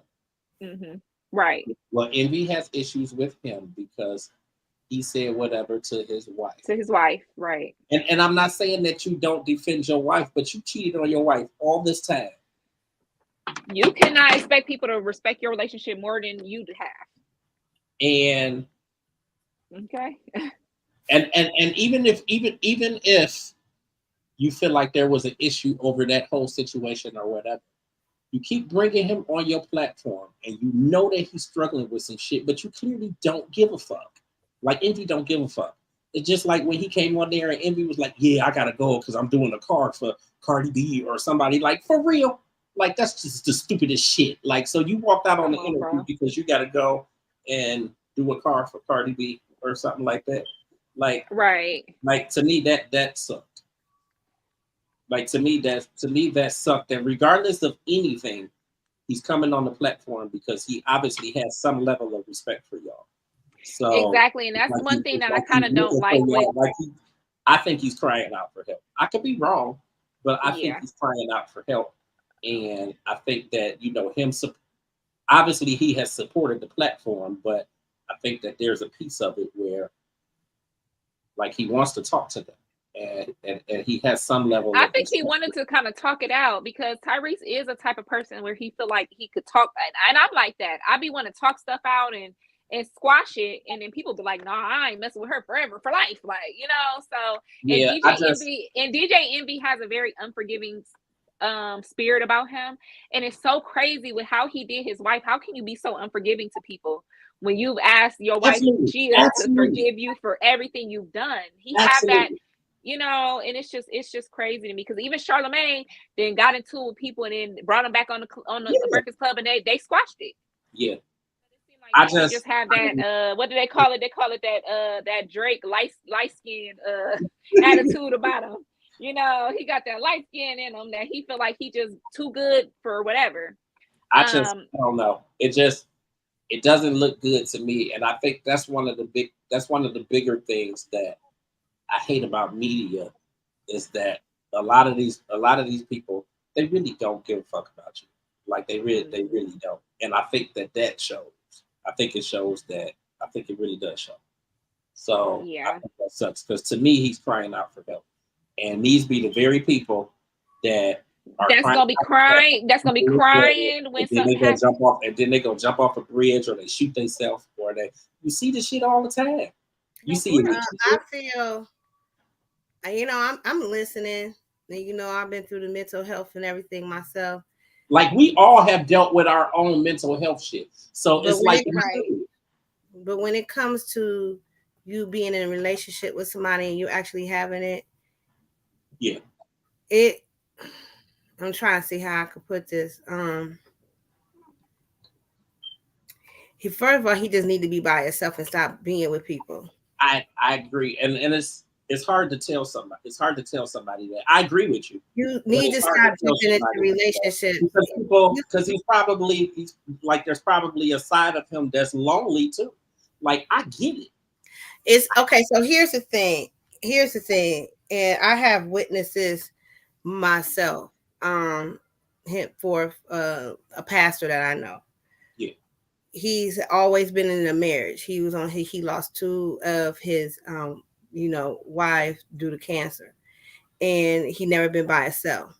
Yeah. All right, he's well in his late 80s, he's well into his late 70s. Guess what? He got married. He just got remarried. Okay, so you have men out there that don't know how to be by themselves, right, or just don't want to be by themselves, but you have experienced situations, I should say, that led into like you flipping out, arguing, and all that other stuff. And even though he has mental, you can't, because I'm gonna put myself out there. Look at your private comment, Tiff. I mean, go ahead, keep talking, but I just want to make sure you looked at it. I didn't want you to miss what I put. Look, I had to put my glasses on. Precisely. I didn't want to say it on the air, but right. But it's like you can't, if your significant other, if you know that your significant other is fucked up, as I should say, and if you love your significant other, you will be like, you know what, babe? Let's go to counseling together. Let's figure this out. Let's see what's going on. But you can't. You're trying to diffuse that situation with Tyree. Tyree's got a lot of shit going on. I really haven't been following him, but I'm gonna go back and look, so I can really voice my opinion about it. But if it's all these things that you say he is, I probably follows her. Or whoever else he was with. I'll probably like, nigga, so I'm just gonna leave you where you at and let you on your own. But when it comes to your husband or your wife actually going through some shit, and you trying to figure it out without you, hey, I don't know, y'all. Because it really kind of hit home. Like me being in the relationship. I think that's the thing, and I think that's why I sound so stern, like with what I'm saying too, because it's like it kind of hits home. Like I was there when you was going through your shit, right? But it's like it kind of hits home. Like he clearly loved the fuck out of her, like he did. So who knows? Maybe she was the right person. Maybe she wasn't the right person. Maybe she wasn't. Was she playing them? Was she not? Was she just there for the money? You don't really know. And I mean, I can't make those assumptions, but I'm just saying, like, your wife leave you, and then she trying to get everything that you got, and then come back and say that, oh, well, my girlfriends was saying, I was listening to people on the outside. Somebody should smack the shit out of you. And then that's another freaking thing. I'm sorry. I have learned that too. You can't sit up here and be talking to, I don't care if you got that one person that you really, really can trust, that it's not going to be like, oh, yeah, because people have agendas. I don't care. People have agendas. And you get to sitting here running around talking about your relationship and all that. Next thing you know, you're going to come home to that one that you done ran your red cat out the room. And then now you really going to the hospital because you done flip. You know what I'm saying? Looking at the mental side of it and like the depressive side of it. And I see depression and I think the more people keep making jokes about it, make it right, and stuff like that, you don't know which way he gonna go. Like he could, at the end of the day, you keep because people all the time be saying, no, he wouldn't do nothing like that. He wouldn't do that, and they so do it, right? And they so do it, and it's like, I don't know. But the argument behind that when it gets to court is they never called the police, they never filed a report. Right. Because they was trying to keep all that out of the loop. You know what I'm saying? But nobody never, she or he never said anything. She or he never called me, or I never knew all this was going on. Yeah. Because when you're in that state of mind, you try not to talk to people. You try not to, you know what I'm saying? You just don't, man. I've been there, freaking done that. I had to tell people, let me handle it. Because people judge you so bad, and man, I was getting judged to the point where I felt like I was in a courtroom. I felt like I was in 10 people's courtroom. Right. People drag you and they judge you and they make you feel like shit. So that's why people keep secrets and stuff. That's why they don't be saying nothing, and it be all kind of stuff you going keep on. That, you just got to keep it all bottled up, or you just write it all down. I'm just looking at the mental side of it. So right. like, I really wish that somebody would, and you don't know what kind of help people have offered. So let me say that too. But I'm just saying, I wish that I hope somebody is trying to help them, because this could really go bad. Like, it could really, you think it's bad now, it could really, really go bad. Especially if this project that coming out on Friday or whatever day it come out don't do good. This could really go bad. Like, and he trying to make money. It's like, and that's a bad, like, all the other shit aside, that's a bad space to be in when you have been in your career for all these years and you have done so well and been so successful, and now you're in a spot where you're counting the money. Like you counting the money and it's not adding up, and you ain't got enough for this, or you can't do this because of all the other stuff that you're paying for. And all, listen, and we know the struggle. Like, the three of us know the struggle. So I'm just saying, I hope somebody is like legit helping him. You know, that's my thought. You know, the one thing I don't do is I don't make no jokes about it and laugh at him or nothing like that. Like, he was on the Breakfast Club and he was crying, and I actually, it sounds crazy as shit, but I actually was glad that he started crying, because it's like, you could tell that it's like, you know, when people, they've been holding it in for so long, and then they finally just start coming out. It was just like, he releasing it, like, it's coming out. He's actually releasing it now. And I did think it was cool that Charlamagne gave him a hug when he was crying or whatever. He was trying to offer. I did not find it. I have been on a Breakfast Club trying to find where he did give him a hug when he was crying, and he was trying to give him some tissue, and he was like, "I don't want that tissue. I ain't doing that." And he kept throwing the tissue on the floor. But I think it was cool though. Like, it's like guys got feelings. Like, I thought it was cool that he actually cried on the Breakfast Club, because you could tell he been holding it in, and he needed to let that out. Like, he needed to let that out.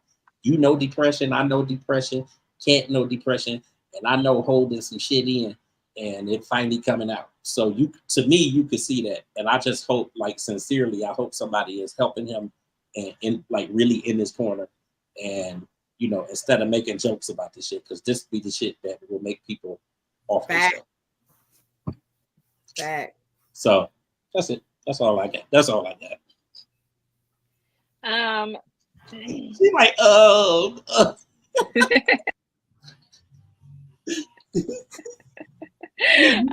Next, we can talk. No, I was just making sure that I was muted for a second. But what I had wanted to. No, I had just wanted to say, so y'all like the movie Baby Boy, right?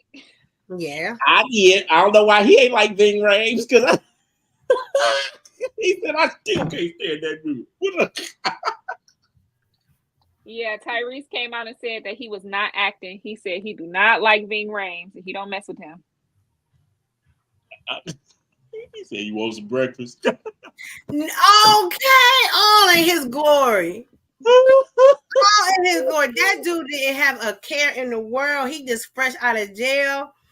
That's his house now. I actually thought it was a good movie. I thought it was a very good movie. I mean, cult classic. Definitely a cult classic. It didn't, and he made a very good point when he was on the Breakfast Club. He talked a little bit about, you know, he obviously talked about that, but he talked about how it didn't do good in the movies. But that movie is But that movie is a classic. Like, it's a good movie. And then, you know, my favorite part is when Snoop Dogg comes, when Snoop be in that car, he'd be like, he coming. Remember when he was like, the dude came to the door to get his son, and he had the audacity to come up in my baby girl's house. I was like, what? Right. I thought it was, listen, that's my favorite part of the movie. Woo. Yeah, that's my favorite part of the movie. Boy.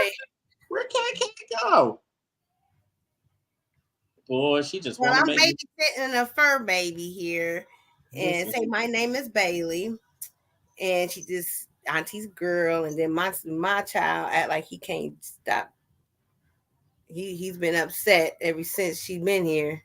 You finna get another fur baby? No, my child sitting over here looking at her like, really? Let me see. I'm trying to figure out which one I want to hit on until Kat get back on here, because I know she don't want to miss Mariah, so we ain't gonna make that. Oh, I told Kat that I'm gonna start back up doing the giveaways. Oh yeah. So we're gonna start back up giving the giveaways, you guys. So be looking out for Thanksgiving. So it's gonna be a free turkey involved. What are you talking about for Thanksgiving? Mm-hmm. Okay. Free turkey, a pie, and what else did I say? I think a gift card, like a $25 gift card. You said my favorite part too. She said my favorite part too. Man, that's my favorite part of the movie, Kimmy. It is. That is my favorite part of the movie. Well, yeah, she should be popping back in here in a second. You see the Red Lobster's closing again? I've heard that they were closing. They closing the Macaroni Grill. No, I said. You're hungry ass. For real, they making it pretty good. I said they closing another 23 Red Lobsters. I wonder why the hell they prices don't went up sky high, like for real, y'all. They say it was all that goddamn shrimp they was giving out. All you can eat shrimp.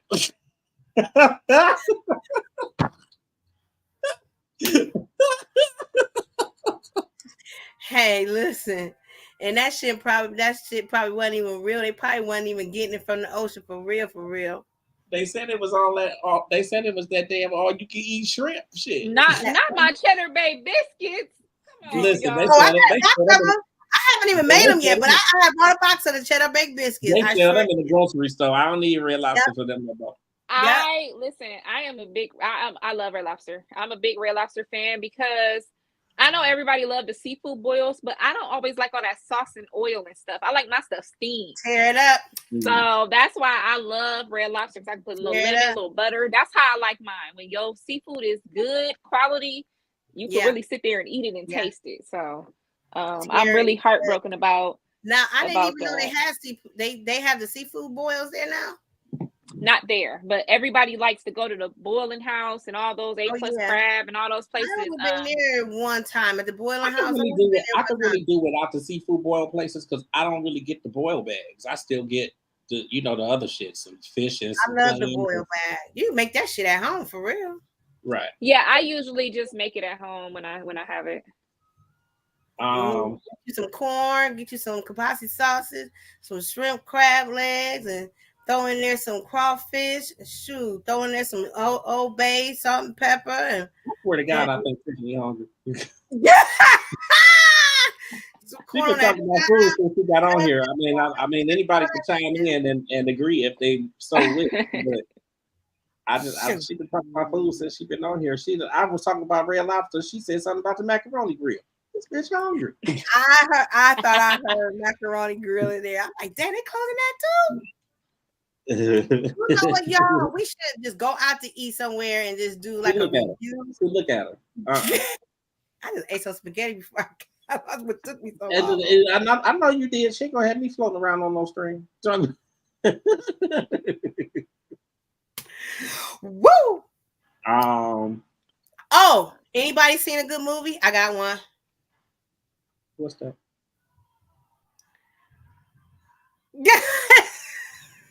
She popped right on back out of there again. What you just saw? The Supremes. Go on Hulu. I heard something about it. The Supreme, really they ate something. Or what was it called? Really good movie, Supremes. It's a long title. It's the Supreme something. It's just the Supremes. Let me go on here. Let me see. Because I just saw something about it yesterday. It's like a long title. Like they ate cupcake or something. No, I wasn't a cupcake. It's the Supremes at Earl's All You Can Eat. I told you it was something.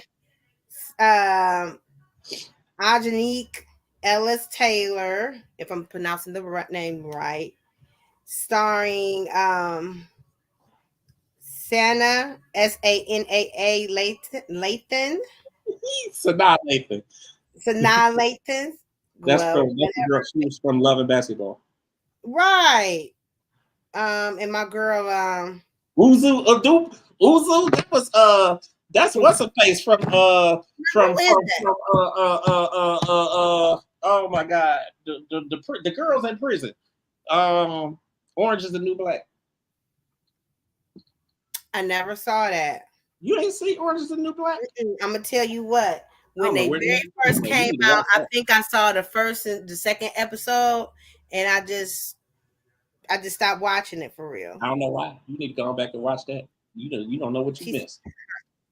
Oh, it's raining. She said her internet keeps going down. Yeah, it's raining over here. It's raining this way too. Is it? Yeah. So yes, you guys get on if you have Hulu. Get on there and watch the Supremes. Sorry if I chopped up the names a little bit. You did. And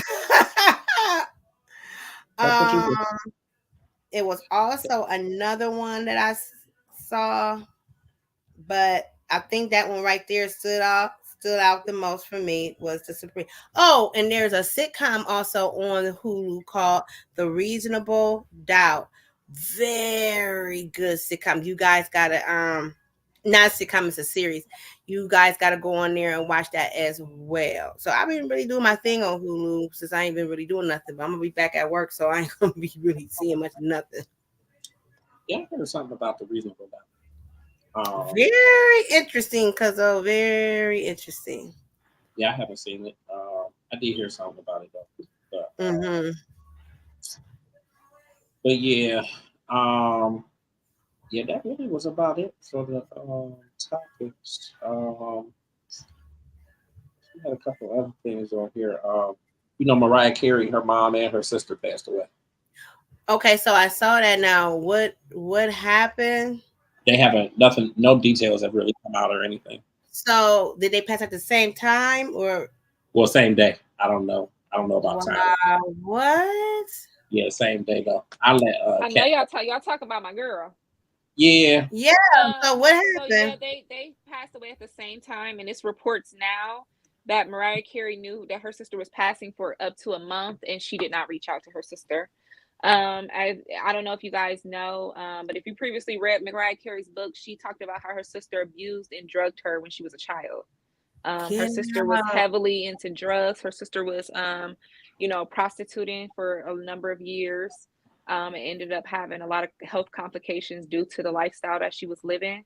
So Mariah Carey was by her mother's side, but her sister, they said, died without the family around her, and they did not reconcile. Mariah Carey did reconcile with her mother. If you guys don't know, Mariah Carey's mother was a very talented opera singer.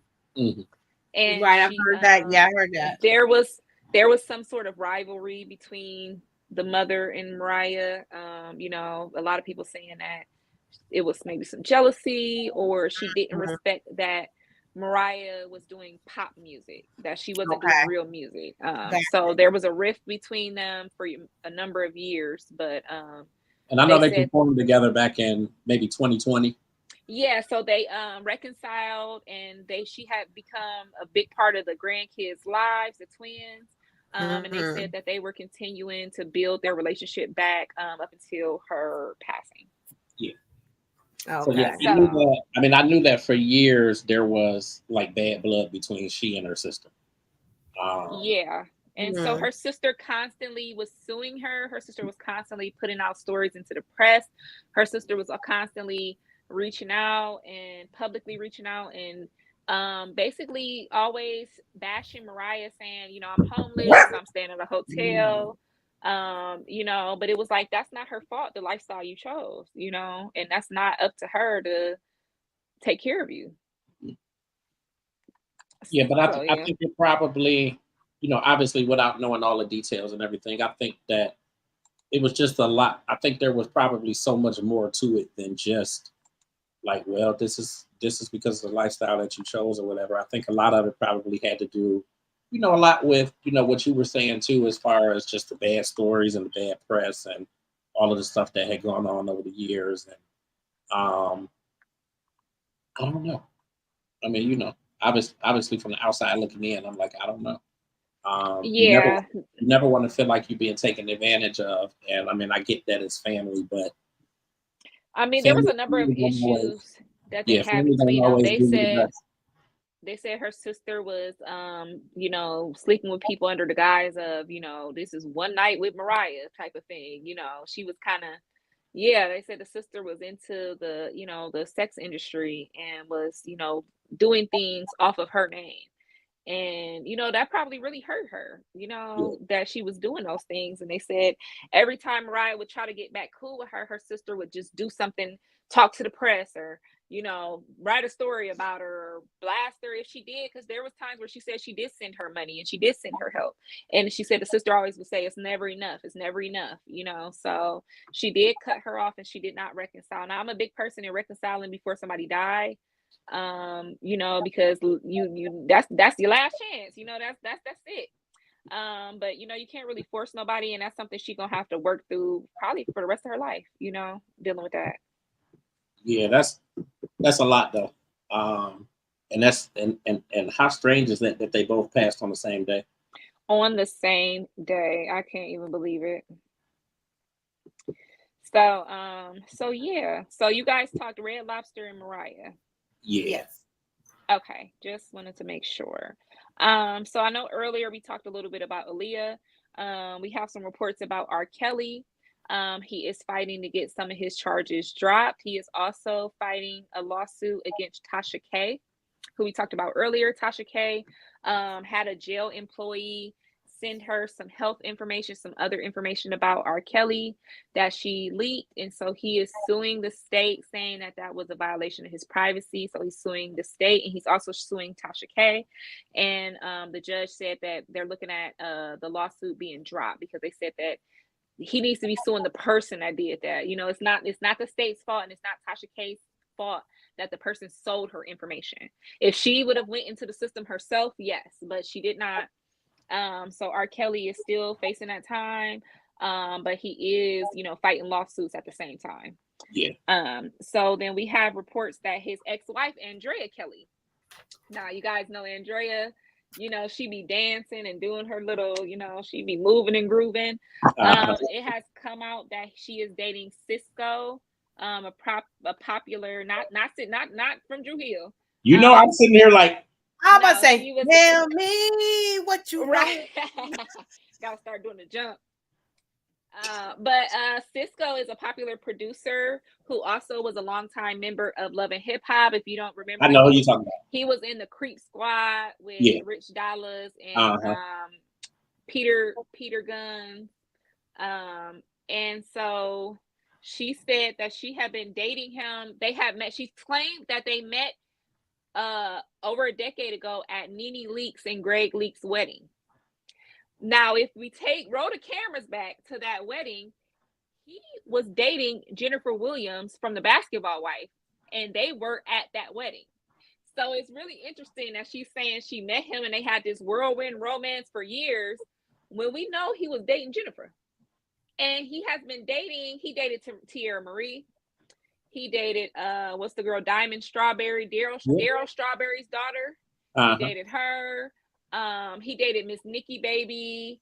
He dated a lot of females, and a lot of these are during that 11 years. So that's what I'm like, she's, you know, coming out and saying we're in love.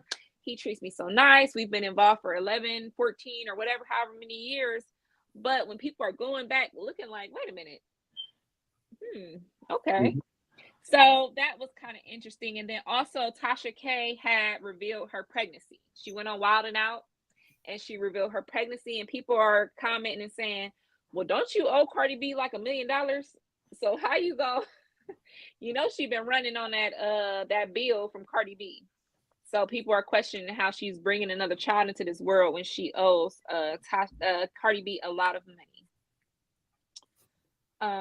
And then so let's get into the real topic of the week, which has really been Cam Newton. Cam Newton and Nick Cannon versus Dr. Cheyenne Bryant. And I will say one thing: Dr. Cheyenne Bryant has a new fan in me. Listen, she turned up. She turned up, and she's gonna really take off from these interviews because the way how smart and eloquent and easily she was able to make her arguments, to where these are two men that are held in such pristine, like, you know, we say they're intelligent, they're, you know, money makers, they're this and they're that. She made them sound like idiots. She broke them men down, and I love to see it because as you guys know, Cam Newton has 8 children. Nick Cannon, wow. I don't even know the count anymore. I know it's more than 10. It's like, why do you keep on? It's starting to get irritating every time this man never mind. It's a lot. So so let me give you guys some background. I was about to say something, but let me give you some background into what the conversations were about. So a lot of them were the conversations surrounding them having multiple children with multiple women in multiple households, and how in the Black community, men think that this raises children, that money raises children, and that is not. It does not. That's not. Yes, the children need money. Yes, they need that, but children, and this is a fact that has been researched. You can go to any library and talk to any psychologist. Children are best raised with both parents in the household. Now, that is not always possible. Even if the children, the parents aren't in the same household, having that equal time between mom and dad, having that support system with your father. And when you have first of all, it's already hard when you have more than one child, even in the same household. There's studies that show that the more children, the less each one gets from those parents. Right. And especially fathers, you know, typically fathers are the money makers. They're in and out, you know, the mom is the one doing the heavy lifting, but they need that support. And there is no way that you can support that many children. You can't be 100% of a father to that many children. There's going to be kids that are going to go without. There are going to be birthdays that they're not spending with their dad. It's going to be holiday. You can't be these, and keep in mind, these kids live across the U.S. So you can't fly. You're not Santa Claus on Christmas. You can't fly and see all them kids. Yeah. You got to kind of pick and choose. So it's just crazy to me, you know, that they're doing that, but she really gave them the business. Yeah. And I think that a lot of these celebrities with a lot of money, I think they do have a God complex about them. And I feel like they just feel like they want to repopulate the world. Right. And Cam Newton, and it's so crazy because he's in a very public relationship with what is her name? Watch Jazzy. If you guys know her, she's like a comedian on Instagram, a funny girl. But ever since she got with him, she shut a lot of her stuff down.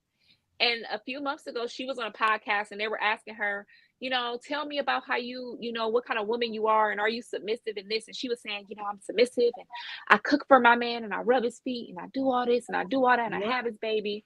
And when they asked about him and, you know, do you want to get married? He said, yeah, one day when I find a wife, I want more kids. And he said, I don't care where they come from. That's them two descriptions of y'all relationships. They're not cohesive. They're not, it's that's not healthy. Yeah. The couple was recently spotted after their respective interviews, and they were out dancing and, you know, trying to put on a good front, but everybody looking at them kind of crazy. So what do y'all think about them? I mean, I just think, I think it depends greatly on the generation that you come from. You know, I think that, you know, the way I was brought up and, you know, the generation that I come from, like we're kind of still on, you know, the two-parent household. Two-parent household and being there to, you know, to take care of your kids and be there for them. And I just think that, you know, this generation at this point, like it's long, that whole theory is just long gone. Like, you know, people are just having babies and just keeping it moving, and they feel like they don't need, you know, they don't need the relationship, they don't need to be coupled up, or they don't need to be in the same household. And, you know, a lot of these women, I mean, the reality is like they really just settling for this type of shit because they like to do, or, you know, whatever the reason may be. A lifestyle comes with having a Yeah. baby with Yeah. a famous person. So I think, and a lot of them are, you know, models and people that were already chasing fame. So it's just like, you know, that's what it brings me back to. People really gotta start finding out who really loves them, who really is there for you, you know. And it's when you start having all these kids and you got kids all across the states, and like you can't spend any time with them. I mean, that's just like the Nick Cannon situation. And I mean, steering clear of, you know, just being judgeful of him. I mean, I think he's a good guy, but how can you take care of that many kids? But, you know, that's just my perspective. I mean, you know, that's something that just wouldn't work for me, but obviously it works for him, and it must work for the But baby. you're an involved father. Imagine everything you do for Elijah and having to do that for 8 kids in different which is why all I have is Elijah. and that was a conscious decision. Like that was a conscious decision, because I'm just like, it costs enough to take care of one, and child support is enough for one. So why would I have 2, 3, 4, 6, 8, 10, 20? Like, where they do that at? Back in the day when our grandparents was living, that's the only time. But I mean, but that's when bread was. But that's when bread was a nickel. Like it definitely.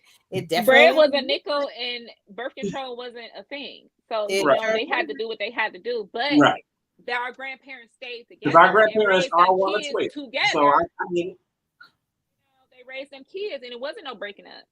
And if they did break up, men would still do their part. You know, think about back in the day, men used to be having kids across the street, across the corner, and they'd be with both of them kids. They'd be at one house this day, one house the next. Like, they really would try to raise the kid. I just feel like, and it's a lot of it is my generation.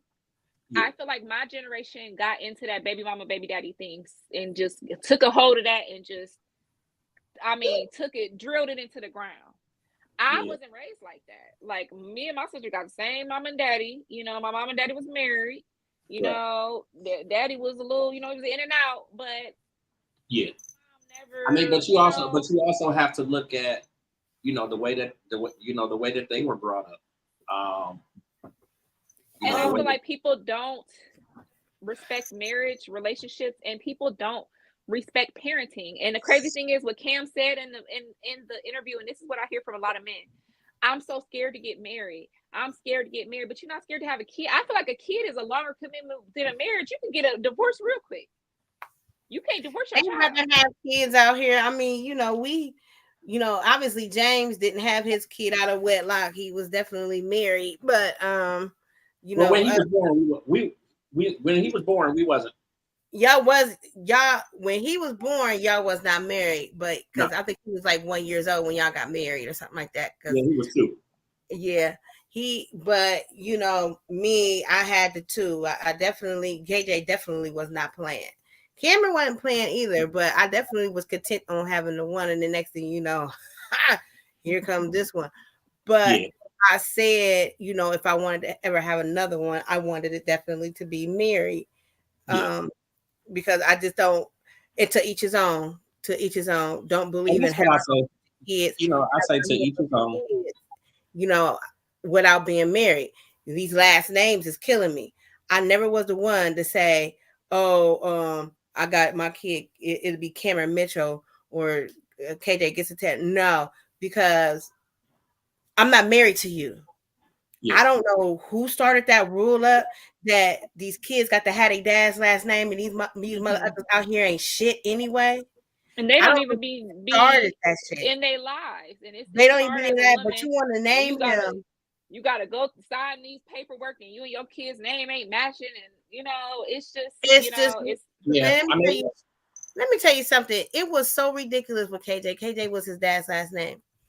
And it was just so ridiculous. Like, I literally had to have a birth certificate.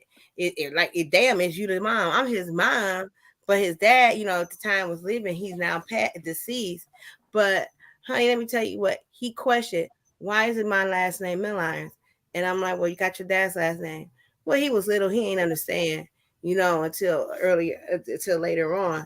But I'm like, I quickly left that. I asked his dad, you gotta ask permission. This is the effed up part about it.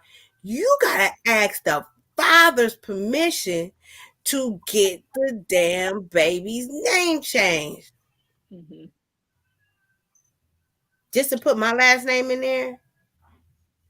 Mm-hmm. Unless he's dead, then the court will grant you, whatever last name you choose. But while he's living, you stuck. Right. But there's nothing having last name. You stuck. Yeah. So I quickly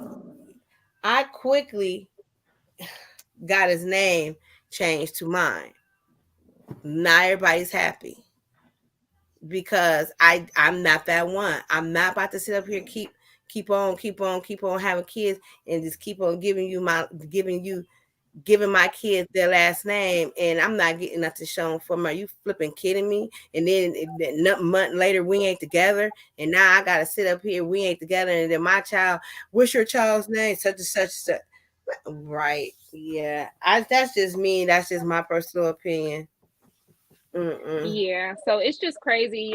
They got all these kids, and Nick had a hand in naming his children and things like that.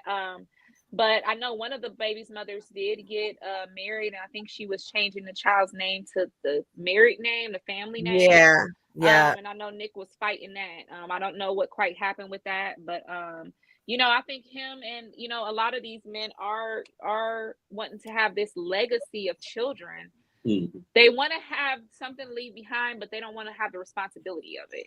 So they throw money at it, and they move on to the next girl. And and a lot of Nick Cannon's baby mom said this. They said depending on their status of the relationship depends on whether he's around a kid more or not. Mm-hmm. Because the one that got married says he don't come around because she's not sleeping with him no more. So he don't really come and treat that kid. So then you get resentment built up with the kids, and then you wonder why my kids ain't close, why don't know each other, why they mamas beefing, they mamas fighting. And then if you live in the same city, which I know a lot of men that have multiple kids in the same city, these kids don't know who their brother and sister is.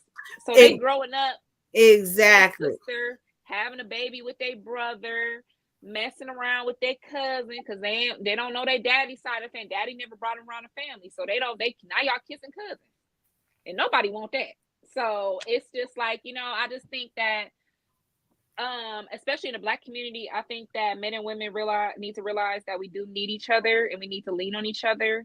But it's kind of a question of who gonna go first, who gonna really make things better. And I feel like men are doing their thing and women are kind of doing their thing, and we just going like this. And the Black family is just headed in downhill, and it's not fair and it's not cool, and it makes us look bad. I think it makes us look bad to other races.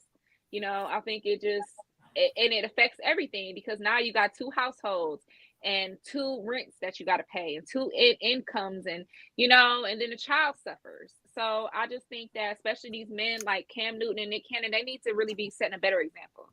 And they need to stop having damn kids. So both of them talk about, I want more kids. No, wrap it up, sir. Wrap it up. Wrap it the hell up. So, but yeah, Dr. Cheyenne is becoming a superstar in her own with these two interviews. So shout out to Dr. Cheyenne. I like her. I liked her. She's beautiful. She's very well spoken. And the way she said everything she said to them was not out of disrespect. She did not disrespect them. She didn't say nothing crazy to them. And that's the difference between, I liked her style more than like Tasha K. Tasha K would have called them all kind of idiots and horror mongers and whatever else. But Dr. Cheyenne, I think that's one to watch. I say Dr. Cheyenne Bryant is definitely one to watch, and I think she's gonna grow and grow. So shout out to her. So next we got y'all. They didn't got my man. They didn't got everybody's favorite little young rapper. And I think we got a picture. I think we got a graphic. Do we have one? For my man, little baby, little. That's who. Ain't that little baby? Yes, okay. That's little baby. He got that song that all my life. Okay, yeah. They try to bring me down, and then he got he has a song with Central C, who is a popular rapper over in the UK. And so Lil Baby been doing his thing, but they got my man, they locked him up today, and he's been locked up on charges of illegal weapons possession, because I feel that he's a felon. So he got caught, he was on his way to an event and he got caught with having a gun on him. Okay. So they said that they're releasing more information about what happened, but for right now, Lil Baby is on ice. Little baby locked up. They locked up little baby. They just don't learn. They don't learn. And then this is the thing. What happened when rappers used to have people around them to take the fall? Where's the fall guy at? Where's the fall guy at? Because I'm telling you, if I get rich and famous, I will have somebody he gonna carry the guns. He got the smoke. He got whatever I don't want to get caught with. She said, where the fall guy at? The fall guy. Come on, man. We all know a lot of people got away with a lot of stuff because whoever, that ain't mine. That's a little boo-boos over there. That's his stuff. That ain't got nothing to do with me. You don't never let the money suffer. So Lil Baby, hopefully you'll be released soon, and back to making music and doing your thing. And so we also have been update everybody on We Are the Braxtons, and you see we are unlike an ordinary family. Tony, Tracy, Tawanda, Trinity. Braxton family value. Look like this. I used to love Tracy's little ooh. We are the Braxton family. Now, how was it going? I ain't singing that one. Leave me alone. You're done. Because that used to be my shit though. And I used to try to see it. This show is the Braxton, so they don't even come on like that no more. So I do miss the old the theme song, but they're on the Braxtons now. So we are on season 2, episode 3.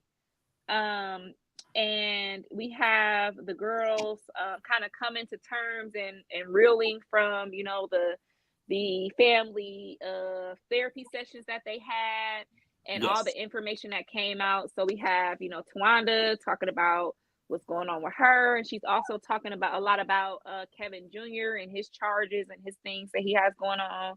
We have Trina seeking therapy and talking to her husband about therapy and them not seeing, eye to eye. Y'all didn't even tell me hashtag was on here, man. Because y'all was in the middle of a conversation. I ain't want to cut in and be like, hashtag on there. But yeah, hashtag on there. Yeah, what's up, hashtag? But yeah, so we had so they're reeling from what's going on. Tawanda and Tamar getting into it, and Tawanda's still kind of standing firm and her not wanting to be around Tamar. And the crazy thing is, Tamar is so-called writing a self-help book. A self-help book?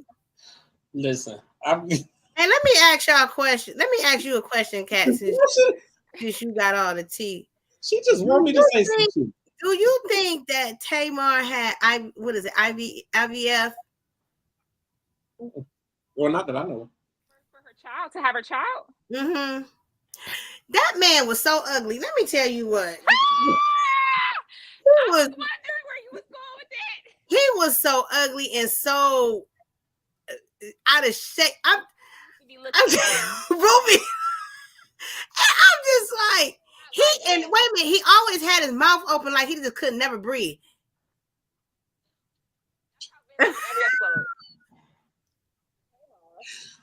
So like, oh my gosh, yes, she might have, because I am serious.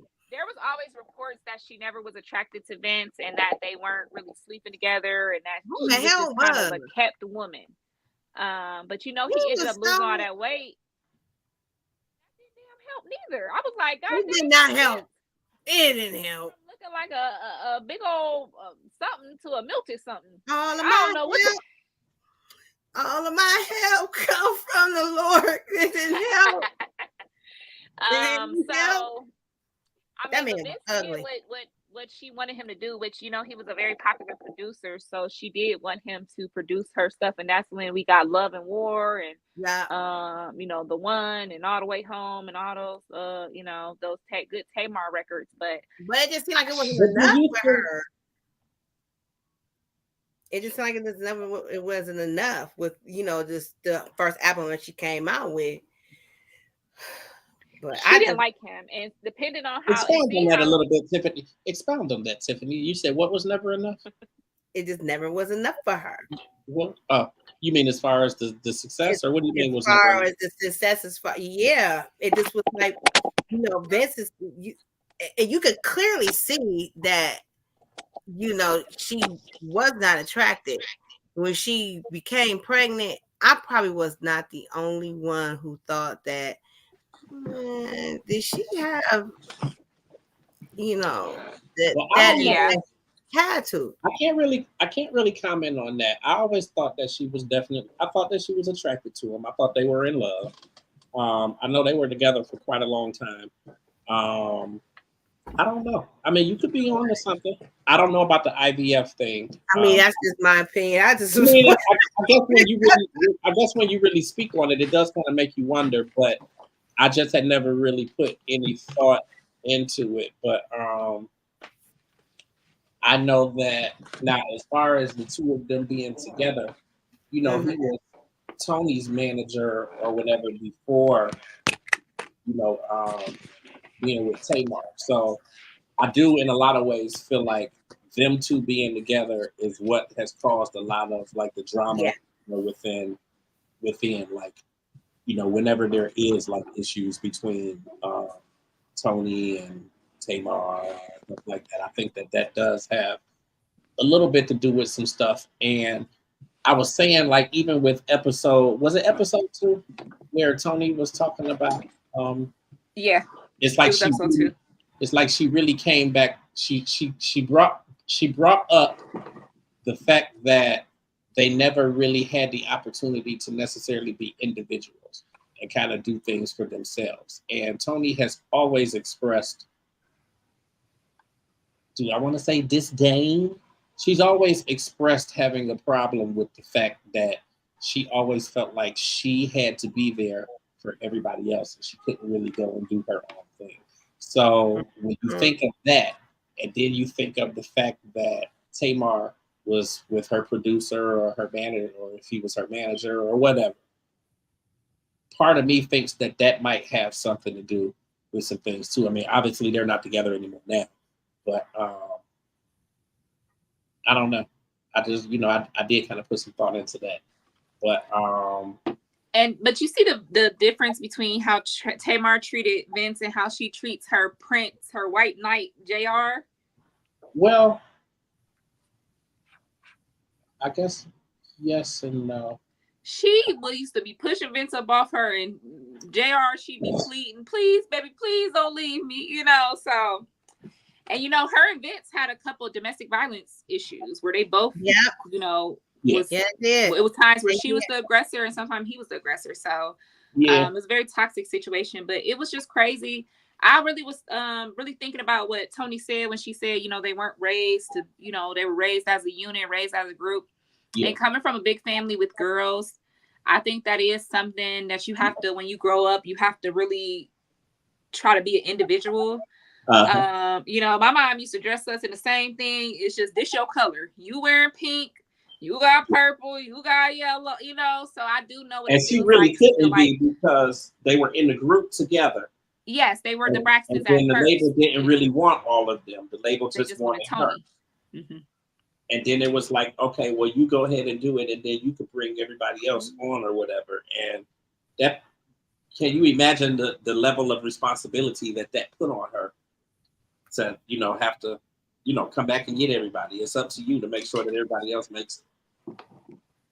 Yeah. And when you look at, hey y'all, I got to go. You look at a lot of the issues and stuff that they have now, I think a lot of it stems, and this is just in my mind, but I do think sometimes that a lot of it stems from the fact that, you know, obviously Tony blew up and became this major success. And then you have Tamar, who has kind of blown up and become a major success. And the other three have kind of been struggling along the way to really find their way. I mean, they all have money, but you know, that the other three have kind of been struggling to kind of make their mark and find their way. Like Tracy, you know, was doing her music career, and you know, God bless her. I thought it was dope. She had the sweetest spirit. Like when I interviewed her, I would say I have an opinion. I liked when Trina was doing her little group and she was doing her little Glee stuff. I liked it. Yeah, I did. I mean, but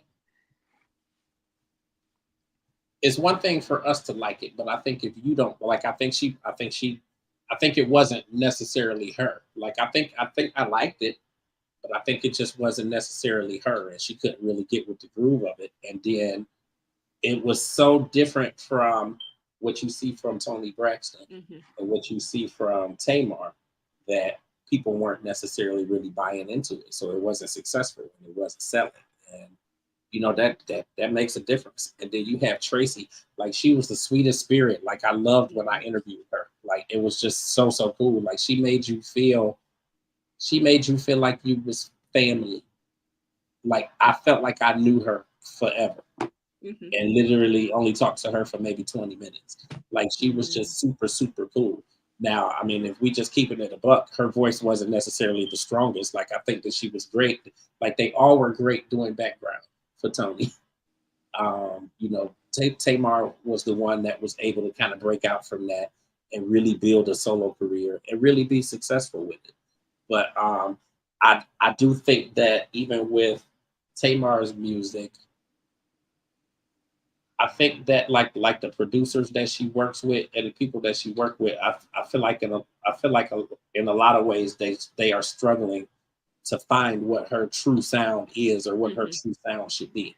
So I think Tamar's voice and her personality are not cohesive. Right. So like when I listen to her music, it's hard for me to really dig into it because I'm like, it kind of don't really sound like her, or it sound like it don't really fit her. Like she's on this song with Eric Benet, and I'm like, it kind of does. Like she sounds good, but it's almost like, what's her name? And she was on the R&B Divas, Dark Chocolate Girl, real deep voice, like she got a deeper type of voice. Dang, I'm trying to think who I was on there. We had Selena Johnson, we had Nikki, we had not Atlanta R&B Divas. Oh, I'm thinking of okay. I'm on the wrong season. it was the one with Shantae Moore, Leela James. Leela James, okay. Like Leela James, I feel like they can't find her sound. Like she has a song that's playing on the radio right now. It's almost like somebody that signs to a label and they don't know what to do with you.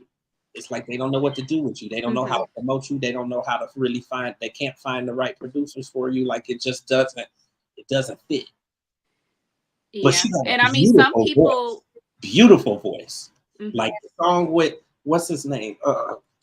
Latoya Williams and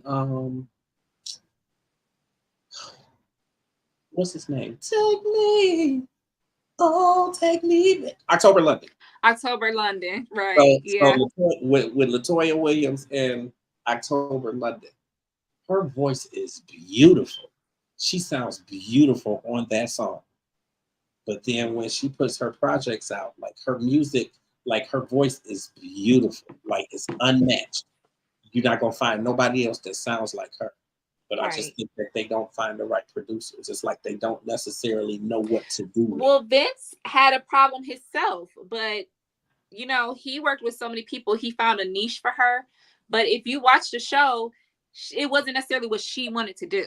Yeah. And it didn't go with her personality. And I think that she needs to scale that personality back, because Tamar be twerking on her at her concerts. And it's like, you ain't got not near song that requires twerking. There's not one Tamar song that I want to twerk to. So it's like, it's hard because I know what she wants to do, but her voice is. You could be a good manager, produce. Like, I'm telling you, I'm just saying. And let me bring this up. I have somebody that I'm working with that wants me to do some creative directing for their rollout for their album. So Kat does all of that. So I do have an artist that I'm working with and doing some development with them and doing some creative directing, because you got to find your niche. You have to find your audience. You have to know your audience. You have to know your voice. You know, Tamar has a good R&B voice, very similar to Tony, a little more deeper, a little more soulful. But it's like, you cannot be this hype girl singing like that. Yeah.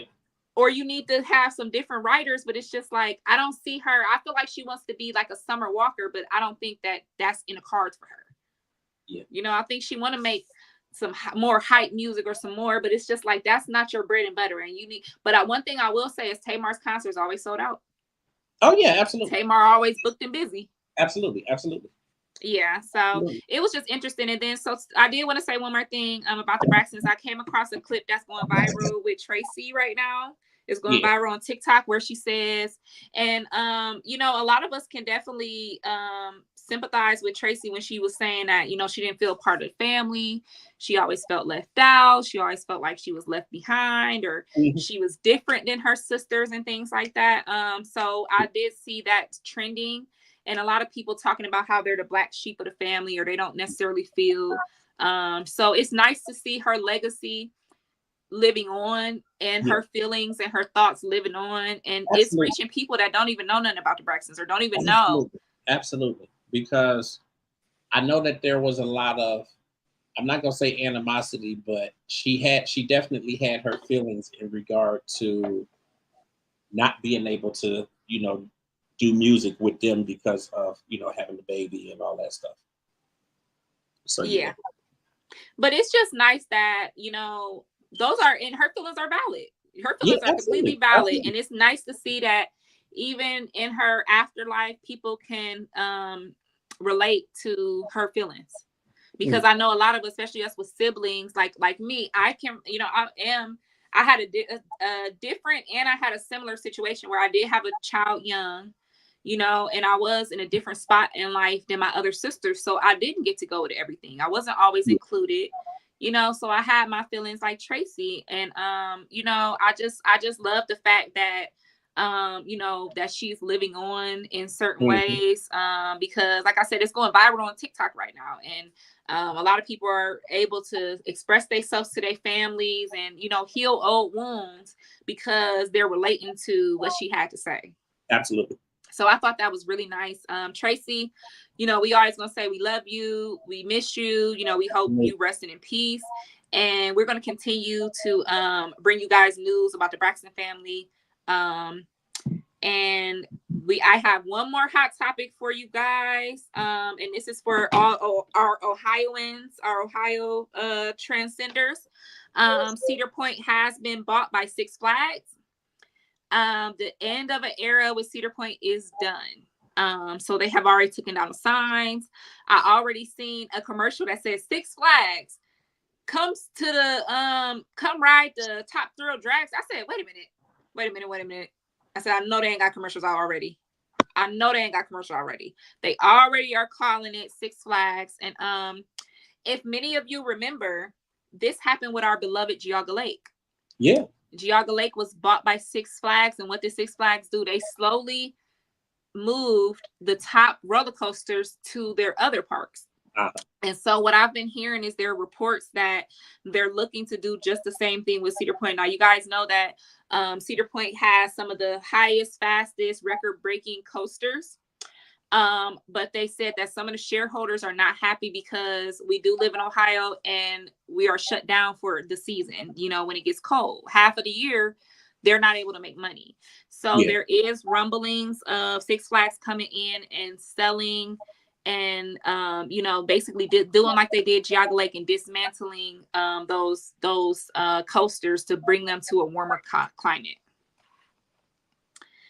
So I'm very heartbroken with that. I do plan on going to Halloween weekend for my birthday.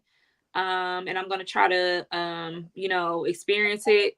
But they have the Top Thrill Dragster 1 and the Top Thrill Dragster 2 are both closed for the season. I think the Top Thrill 1 is closed indefinitely, and the Top Thrill 2 is closed for the season.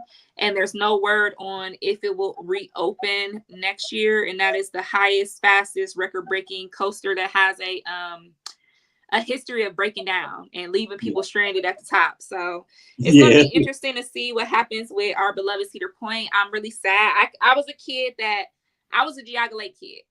I love Geauga Lake because you could go to Geauga Lake, pay one ticket and go to the water park, go to SeaWorld, go to you could do it all. And you know, we used to have those picnics, have the Chrysler picnic back in the day. That was the social event of the summer back in the day, the Chrysler picnic. If you knew somebody that worked at Chrysler, ooh, you know, that was something back in the day. So I pray that that they don't close down indefinitely. But you guys, I'm gonna stay optimistic because I just think when you look at the two different situations and you look at the two parks, I get what was happening with Geauga Lake. Like, first and foremost, you know, Geauga Lake had been there for over 100 years, I do believe. I mean, like, it was there for a long time. And I mean, it was an amazing park. And, you know, they were doing a lot to try to expand it and add new rides, and they were adding new things. But, you know, I think visitorship was going down. You know, visitorship and numbers were going down. You know, obviously with Cedar Point being, you know, here in Ohio too, a lot more people were going to Cedar Point instead of going to Geauga Lake. Obviously, those here in Greater Cleveland and Northeast Ohio and those who had little kids and that type of thing, they were going to Geauga Lake and whatnot. And they were looking for ways to kind of revitalize the park and, you know, get the numbers back up. So then that's when Six Flags took over. So Six Flags took over, and that's when they added the Superman, and they added like all kinds of other little stuff. And it kind of worked a little bit, but it wasn't really like to their likings and all that stuff. So then that's when they bought SeaWorld, and they connected the two parks because it was just two parks. And you couldn't get to SeaWorld from Geauga Lake. Like, SeaWorld was on the other side of the lake. So if you wanted to go to SeaWorld, you had to leave Geauga Lake and drive down the street and go to SeaWorld or whatever. But then once they did the merger, then they merged the two. And then they made a way for you to walk over to SeaWorld and all of that stuff. But there also were like many rumblings there in Aurora because of the congestion, like the traffic congestion. People going there. And I don't know if you remember, but Aurora Road, once you pass, is it Liberty? I think once you pass Liberty, it's one lane each way. So then you figure all these people that were coming to that park, and especially once it became Six Flags, and now they're promoting it worldwide, that people were coming from across the world to come to Six Flags here.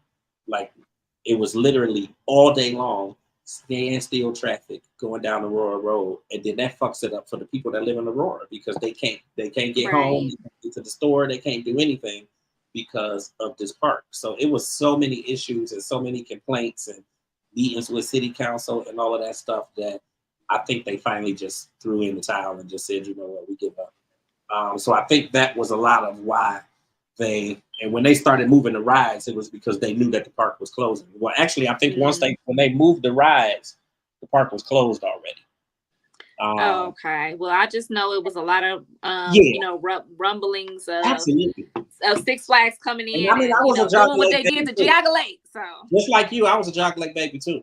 So like I was there every summer, probably 2, yeah, 3, we 4 always times took a each time. trip. Our whole family. We would get my mom and Auntie Pam. So it would be me, all my cousins, and my mom would pack us up because we wouldn't buy no food. We might buy a little funnel cake, but we would pack up snacks and sandwiches and jugs of juice and be on our way. And we would go and do everything. And I just remember loving that I could go to one park and then I could go in the back and get in the wave pool and swim. And I got pulled out the wave pool by the lifeguard. That's how you know I was a Geauga Lake kid, because I was doing too damn much. Okay. They had to press the little button. Hey, somebody save the little girl. But I think with Cedar Point, I can see them actually trying to continue to build it and expand it. And I mean, that's like, obviously it's on an island. So I mean, it's so dope to be able to go to Cedar Point. It is. I personally don't see it going anywhere. I would hate for that to happen. For them to kind of dismantle everything and start moving stuff to other parks and stuff, because then what is that going to leave for Ohio? Like Cedar Point is the only thing that we really have, unless you want to go. No, for real. Kennywood is like Geauga Lake, and Kennywood is actually dope, but it's just like Geauga Lake. But you have that, and you have I was gonna say Idlewild, or I forgot what it's called. It's in Erie, PA. What is that called? Kennywood. Not Kennywood. Kennywood in Pittsburgh. Oh. And then the other one is in Erie, because I took Elijah. It's like a Geauga Lake. It's like a water park and roller coasters and all that stuff. And it's like on a little beach town. It almost looked like Conneaut Lake. Oh, okay. Yeah, I'm not hip. I was always a Cedar if you Point, go Geauga Lake kid. I think I might have went to Kennywood once or something for a field trip, but I would hate to see it go. So all you guys, all you high winds that love Cedar Point as much as we, make sure you check it out before the season. The season is still going all the way up until, I think they're going longer this year. They're going to, I think, November 2nd, which is the weekend before my birthday. So I'm planning on making a trip, just to have my beloved Cedar Point, because I know next year they're going to probably have a rebrand, and they're going to probably have different, they might phase out Snoopy characters. They might. Remember the Berenstain Bears? Yes. Oh my God, I used to love going to see the Berenstain Bears. Oh my gosh, see, that must be before my time, because I only ever knew Snoopy and the crew. Oh my gosh. And Geauga Lake was Looney Tunes. The park was called it's called Waldameer. That's in Erie, PA. Okay. Called Waldameer. But I remember the Looney Tunes. So Berenstain Bears was before all that, because I think Berenstain Bears, they wasn't at Geauga Lake. I remember the Looney Tunes came. I think that was when Six Flags, yeah. So that was cool, because like when I came from California, we had went to Six Flags and the Looney Tunes was there. So then I was like, oh, it was cool. Getting a little face painting with Tasmanian Devil on it. It was cool. Right.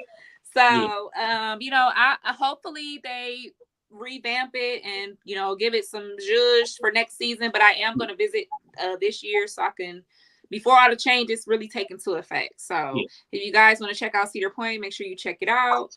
But that's it for the hot topics, guys. Listen, so we are good. Listen, I appreciate you, Kat. Oh, you had a lot of topics today. Yeah, we did. Listen, no, I think this was dope. We will be back next Tuesday. We'll have a guest. We will announce that over the next couple of days. I don't know where Tiff went. She said she was sleeping. She had to go. She said bye. You didn't hear her. She said bye. Gotta go. Bye. I didn't know what she did, but no, this was really, really dope. I appreciate everybody for tuning in. Make sure that you guys follow us. Make sure you subscribe, like, comment, share us, with your peoples. You can get me at I am James Grant across all platforms. The Queen over here. You want to throw your social media out there? At Cat Queen on all platforms. And I'm gonna have some other pages dropping, gaming page. So just be looking out, tune in. My photo shoot will be dropping soon. So if you want to see that splash waterfalls, then you need to see this. So keep watching. Wait to see that. We are going to have a premium group that you know, everybody will be able to join, and then we'll have some exclusive content and streams and lives and different things in there. So keep a lookout for that. Subscription fee will be nominally low. Yeah, that's about it for today. We're gonna slide on out of here. It is 10:25. It's time to go. Time to go. Listen. Until next time, Transcenders. Until next time, Cat, you have a good night. You too. Bye.